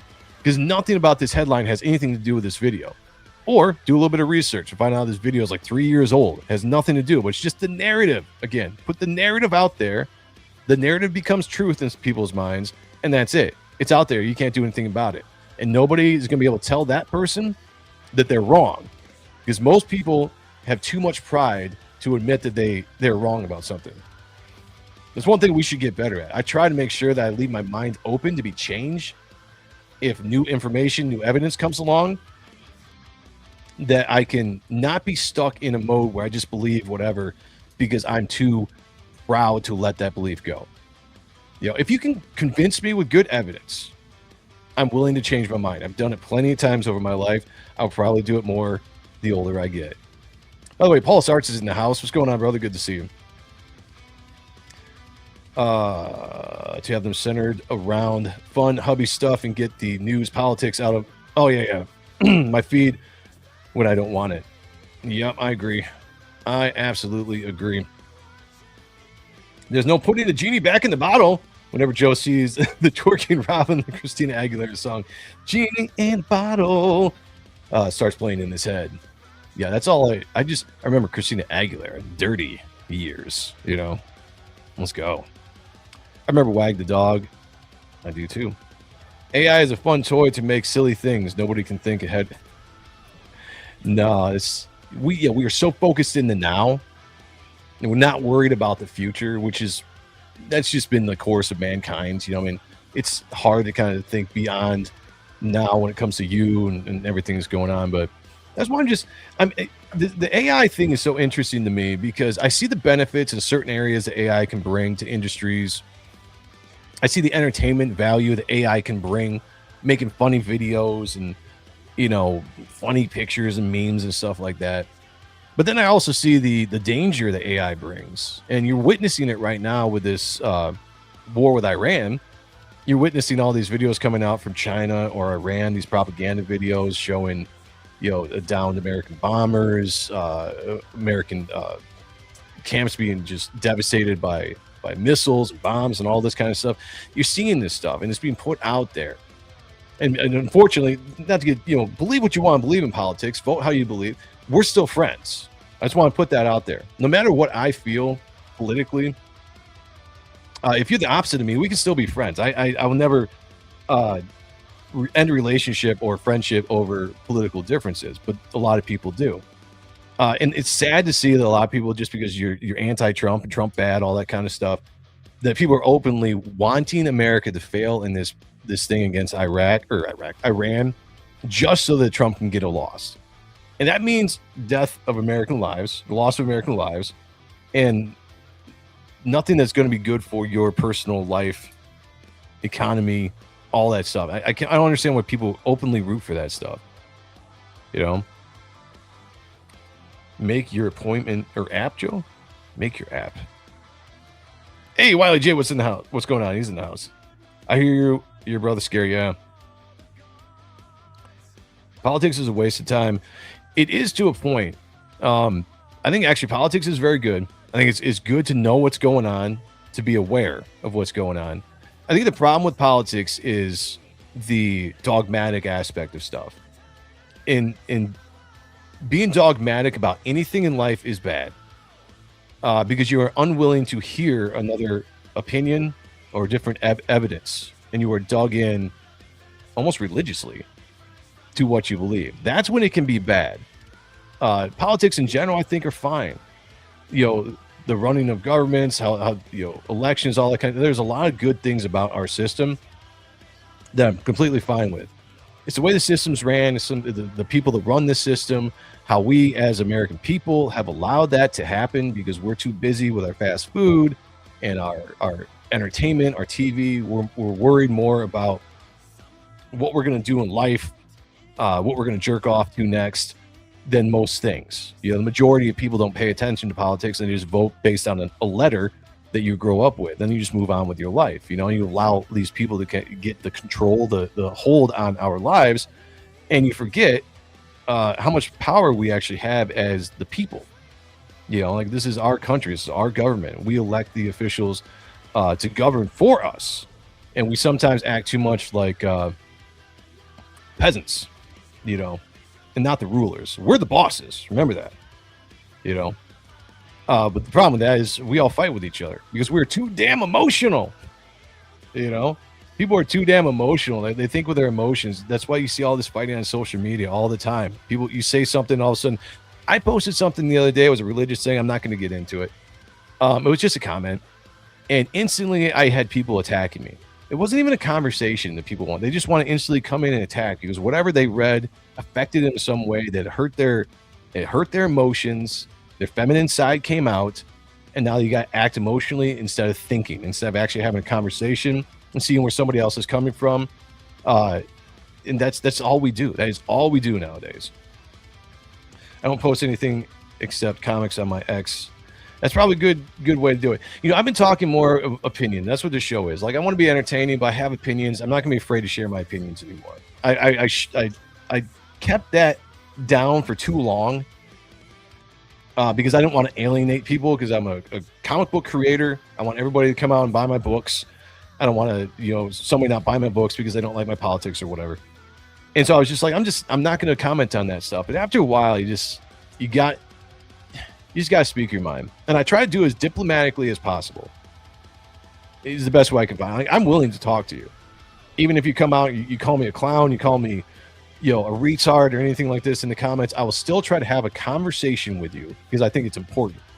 And at some point, I'm just going to troll you if you're just a piece of shit. That's just what's going to happen. But I'm going to at least try to have a good conversation with you. I got comments like that quite often, very clear they didn't watch the video. Yeah. And that's the most disappointing thing. It really is. Rumble. Not X, but can be useful. I tried Rumble. Maybe. I don't know. It needs to get bigger. I like the idea of Rumble, but it needs to get bigger. Yeah, don't let politics brainwash or ruin your life. Try to do the most research you can. Look at both sides, right? Just look at both sides of the coin. If you believe something, find out what the opposite is saying. Just figure out what it is that they're saying. Double check what you believe. I always do that. If someone challenges me on what I believe, I like to double check. But all right, let me reconfirm what it is I believe. Let me do a little bit more research and just make sure that I'm still, if I'm correct in my belief of what it is, that's what I want to do. I don't want to just be, dug in, proud, dogmatic about anything. I want to make sure that I know what I'm talking about. And again, if someone changes my mind, I'm fine. I'm fine to change my mind if I'm wrong. There's some folks out there doing some pretty crazy things, bringing stories from Star Wars comics and other materials to life on YouTube. Not perfect cinema, but in ways cool to see compared to Disney. Yeah, that's a fact. That's a fact. In politics, I stick to the facts. Both sides are the same side. I agree with that. Facts are the facts, my friend. Truth will always be the truth. Remember that. Exactly. Politics are dogmatic and toxic as hell. Yep, they can be. They can be. Attention that can only be measured in nanoseconds. That's what we become. Our attention is so fast, right? It's so fleeting. It's fleeting. We got John Malin in the house. Says if people are talking shit, you aren't saying anything of interest. It's a good point. Dang Joe, Dang Joe is sounding like a Gen Xer. I am what the fuck is that I am? Xennial? Because I fall like right in between Gen X and millennials with 1982, I guess. And I guess I don't know, whatever. Good to see you, man. Good to see you. I'm looking forward to Black Riding Hood 2, as I was excited to back on its closing there. I'm looking forward to reading a book from the three-time winner, three-time best writer winner. Timescale says Joe runs a class act with his show. Make sure you are subscribed for more wholesome goodness. Mr. What's going on? Good to see you. Art Hyde is in the house. You're a human. Don't tell my enemies that, though. Zennials, that's right, Zennials. Mikey's Madness. Hail Joan, hail to you, my friend. I hope you're doing well.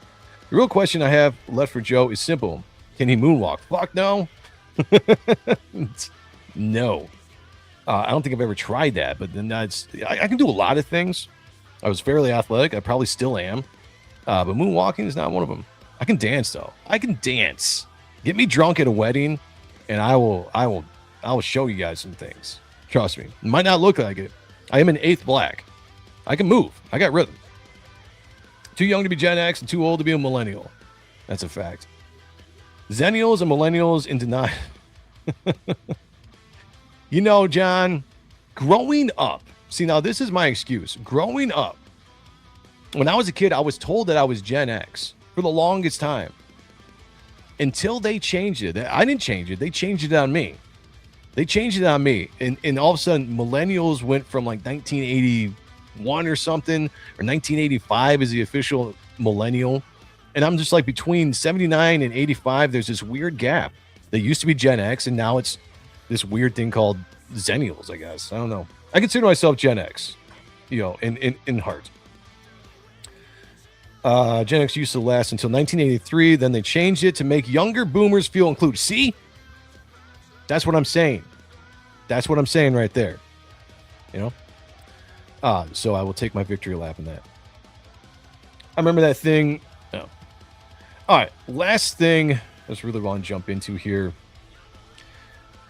Since we got all the fun stuff out, and we jumped into some irritating stuff, and now I'm just in the mood to talk about irritations and stuff like that. So let me see if this is the right rope, as they say. What movie was that? Somebody tell me. First person in the chat to get that quote, I'll send naked pictures to. Edited, of course, because it's a family show. Nobody yet? Right rope. Somebody's going to get it. And if not, I'm very disappointed in all of you. All of you. Now, apparently there's someone of every generation in my family. Gen X are the great new hope. Or Gen Z, sorry. Yeah, Zoomers, right? Edited to make things bigger. Yeah. Look, there's an art. Let me just... All right, come here. Hold on a second. Come here. Just sit on my lap. Excuse the bulge. I'm going to give some advice out there. We've kind of passed the age of sending dick pics, but I'm just going to put this out there, guys. I was pretty good at it. Trust me. And sent quite a bit out in my time. You got to be artsy with it, right? I mean, you just can't send like a flaccid dick to a chick. First of all, make sure they want it. Just warning out there. Make sure they actually want it. But if you're going to do it, you got to always send it fully erect. Fully erect. You can't send a flaccid penis. You just can't. I mean, you can. It's not going to work out well for you. But when you do that, you have to have the angle.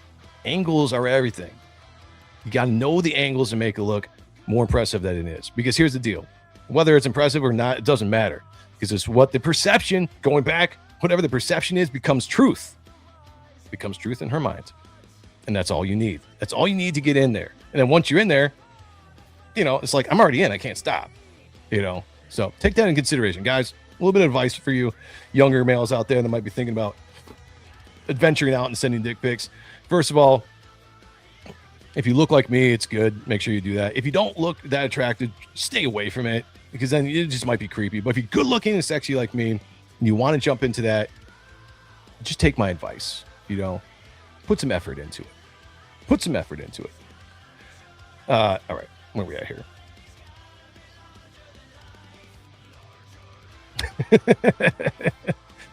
The sharp, girthy, thick turn. Put some effort into it. Get some googly eyes. Draw a costume. Make some teeth. There you go. You gotta do something. To impress. Show your creativity. Anyway, it's fine. I do it all day long. You mean Frog Tony should not have sent a dick pic to an OnlyFans girl he was trying to... I have no idea of any of that. Whatever that is, like I'm saying, it's just as long as they want it, you send it. If they want it, By the way, a shout out to Sleeping Psychopathy. That's how I say it. I don't know if that's correct, but that's how I say it.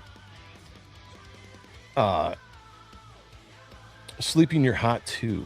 Oh, wow. What do you think about that? Very complimentary today. Hell to the motherfucking Mo Biggs. It's good to see Mo Biggs in this chat. Once he smiled at her, he really had nothing to lose. Okay. All right.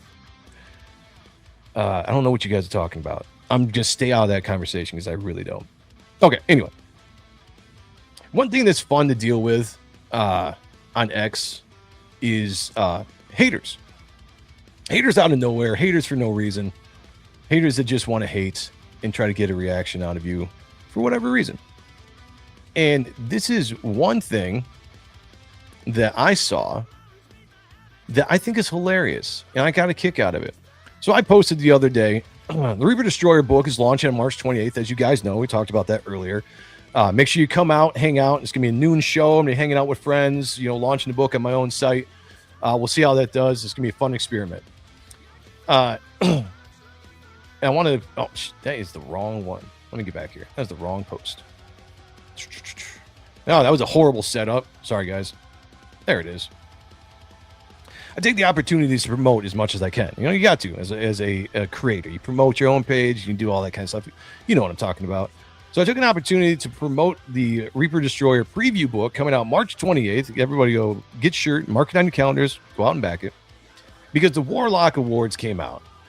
Now, the Warlock Awards are fun, fan-voted award. I enjoy being a part of it because it allows the fans out there to go and vote for who they want of all these different awards. And Warlock does a good job of setting up best artist, writer, cover artist, up-and-comers, best comics, all that kind of stuff.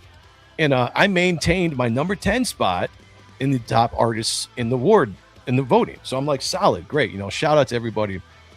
There's always one person in the crowd, right? And it's always one person in the crowd with an account that has not a lot of followers. It's a sock puppet account. That's exactly what it is. I'm pretty sure I know who this person is. I'm not going to say their name, but these people that jump in here, and okay. Buckwild says top 10 for Warlock. Nobody gives a shit. Keep sucking that Ethan dick. Though there might be a drop or two for clout left for you. Oh, clout left for you. I love people that come in and do this. The reason why I like this is whatever nerve that you struck with these people, it really bothers them more than it bothers you. And I can sit back here and just get a kick out of the fact that me posting something simple based on the people that I hang out with has ruffled the feathers of somebody's vagina. Let's just call it what it is. Like a pussy out there. That's what to get this upset over a post or the fact that I hang out with some people that you might not like, whoever you might be, because that's not your real name. I like it. That's a win for me. I get fully torqued, right? I get a pretty good hard erection when someone comes at me because I'm hanging out with the Kings or hanging out with Ethan or John or Shane or any of them because of based on whatever drama that they might have been through or don't like. And I'm just like, cool. I get all the time Big Hat, Buck Wild, whoever these people are. I don't really give a shit. War Campaign people as well. This is fun for me, though. And it kind of disappoints me. It kind of disappoints me because I try to interact with this person. I said, how are you? You know, just another little bitch, or who are you? Just another little bitch hiding behind a fake name on the internet. I love your obsession with me, which I do. Like, that's not even a lie. Like, that is the absolute truth. I'm like, I have a big ego. I like it when people follow me. I like fans, but I also like people that don't like me. It's weird. I've always been that way. I was feeling a little bored today, which is 100% truth.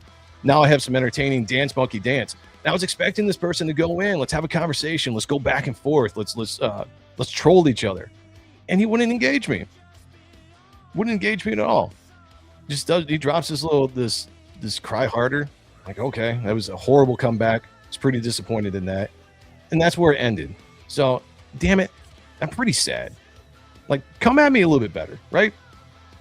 Add some stuff. I've had some really fun conversations with people from War Campaign that really try to go in and insult you in just the worst ways.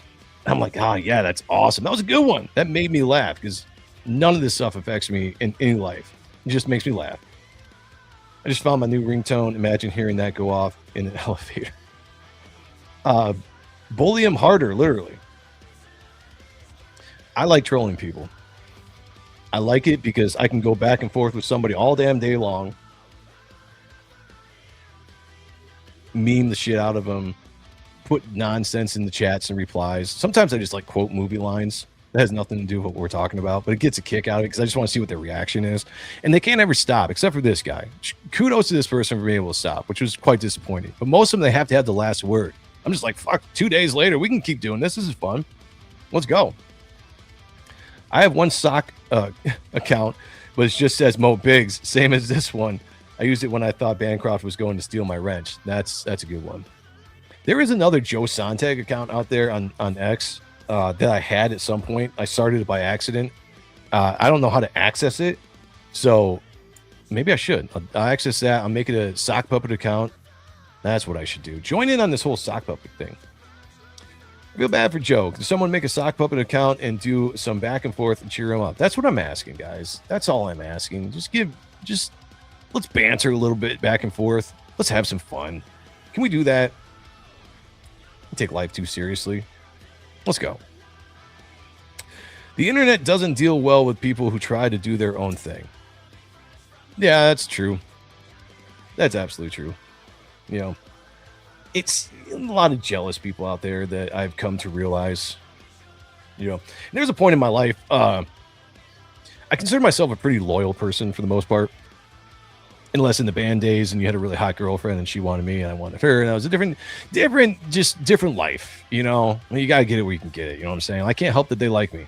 I just can't. I'm not going to apologize for that either. It was a good time. Anyway, current day. Try to be a pretty loyal person as much as I can. But I found out at some point that you really got to focus on yourself as much as you can. Because there's sometimes people are going to drag you into stuff that you don't need to be a part of. And you feel almost obligated to some people to join in, to stand up for some people.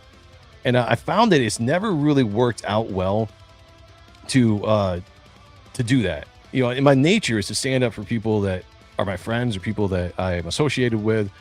But when I see people openly engaging in drama and not taking the opportunity to get out of it when they get a chance, I'm like, why am I part of it?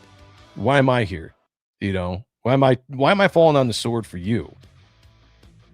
The same thing kind of happened when I decided to join the Kings. I've talked about this before, and I don't really care. I mean, like, there's people that I inherited, I guess, as soon as I became a king, that just want to troll and come after me. And I'm like, cool, this is fun.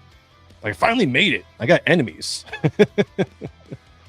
I was in a band called Mine Enemies Fall, so it's not really that good for me. By the way, check it out. Mine Enemies Fall, badass music. If you like metal, if you like a sexy lead singer with long hair, I just be warned, if you're a lady and you're watching that, you might become pregnant. I don't care how old you are.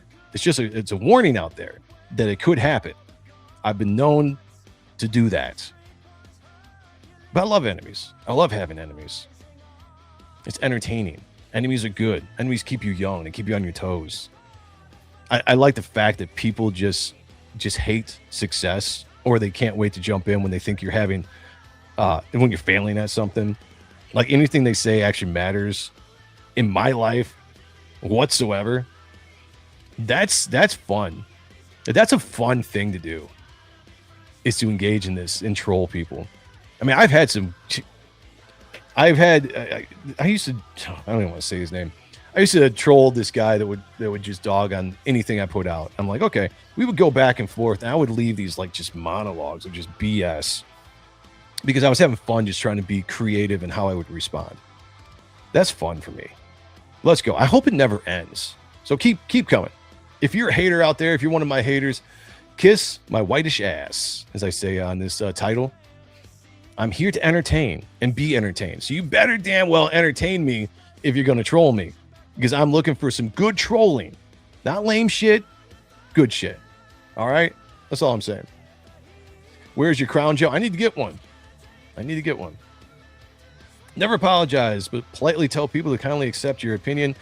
Open invitation to fuck off and move on. I like that. Over 18 only. Yes, in general, I would say. Okay, we're just going to go with that. Yeah, but I got the same thing from some people when I decided the invitation to join the King. Oh, when I declined the invitation to join the King show. You never make everyone happy. I've stopped trying to make everybody happy, and I'm doing what makes me happy and what's best for me, at this point. I'm 44 years old. I'm making comics, having fun, streaming, hanging out with a bunch of people that I generally enjoy talking to, streaming with. And if that pisses certain people off, good. I'm beyond the point of caring anymore about anything. I've had opinions in the past on lots of stuff. I've changed my mind over the years on lots of things. And now I'm just at a point where I'm like, let's have fun. Let's have fun. Life is short, and I'm not worried about what people think. I never have been, to be honest with you.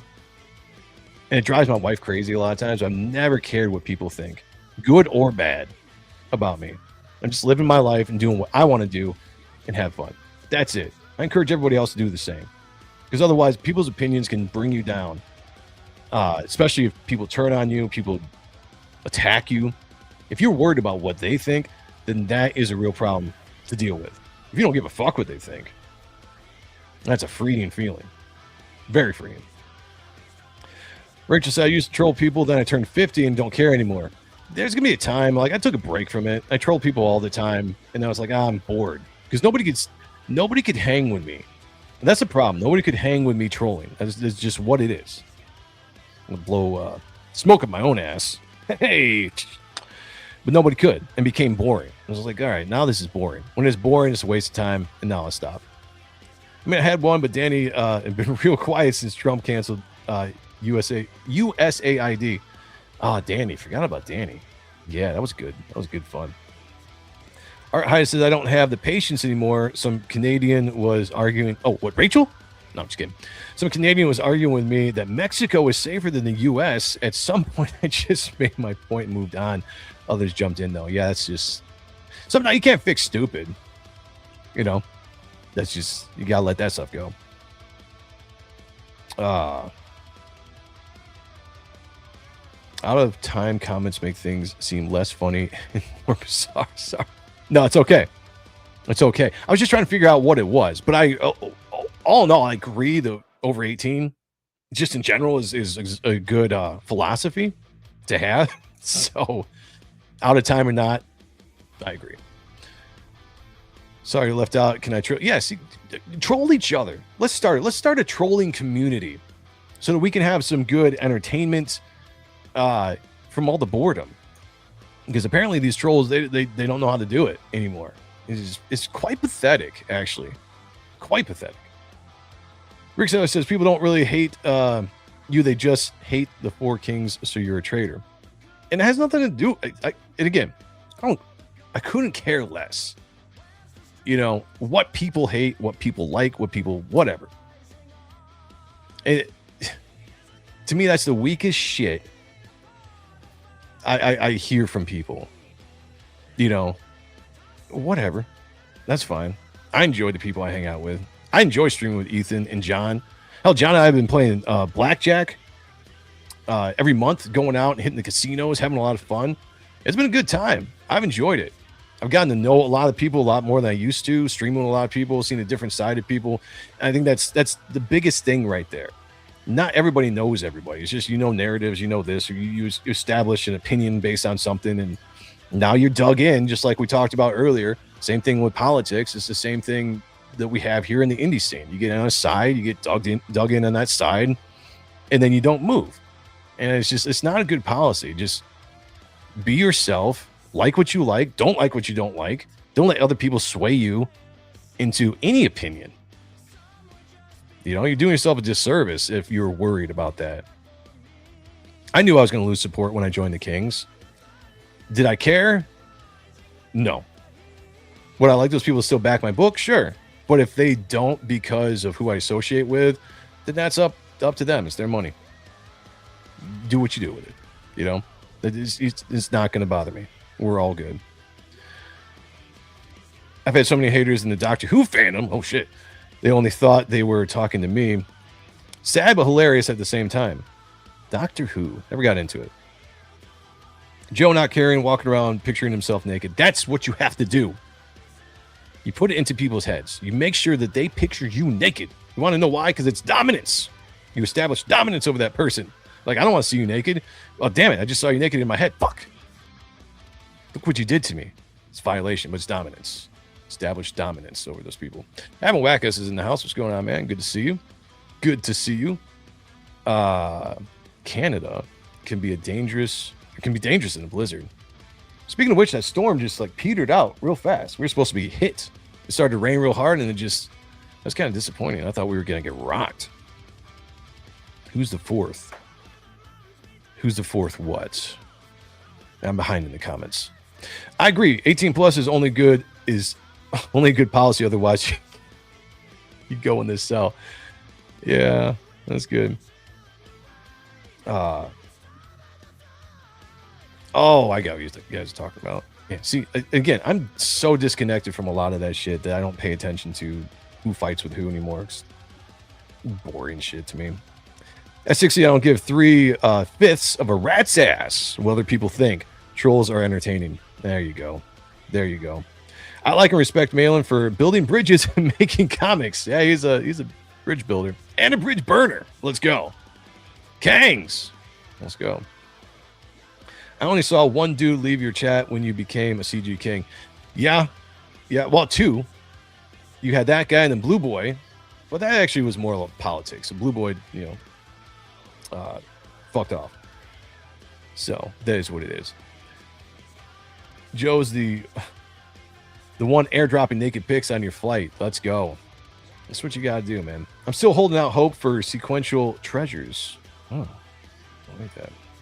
Well, guys, thank you so much. I lost track of time. I didn't even realize it was after midnight. I appreciate you guys hanging out with me, having a good time like we do here on the Ronin Joe Show, getting your week started with some of the best entertainment and fun that we can have. Chat, you guys are awesome as always. I love that I get to interact with you guys, hang out, shoot the shit, talk about nonsense, boobs. I'm going to talk about boobs more often. This is really pulling in a lot of the audience. Who knew? Just put boobs out there, See you later, Mikey. Good night to you. All right, everybody. March 28th. Make sure you back Reaper Destroyer review book. It's gonna be kind of like the Ash Can. 24 pages, but 15 pages of story, full pencils, original pencils by yours truly, with full script, and then get ready for May 15th, the launch of Reaper Destroyer Issue 2. I got some of the best covers that you're going to see this year on the campaign, and that's no lie. You've seen some of them. You haven't seen others I got coming up, and you're going to absolutely love it. So make sure you're marking these on your calendar. March 28th, preview book. May 15th, main book. And I got a couple other things coming out later on in the year as well, so let's get it going. Let's see if I can make your yeah, definitely, man. I want to get you on the last Otten Stuff show. Absolutely do. All right, everybody. I'm going to take the comments off here. Whoever's streaming, go find somebody to stream. Jump in the chat. You let them know that Ronin Joe sent you, and then let them know, too, that their show is not as good as mine. Okay? I got an ego.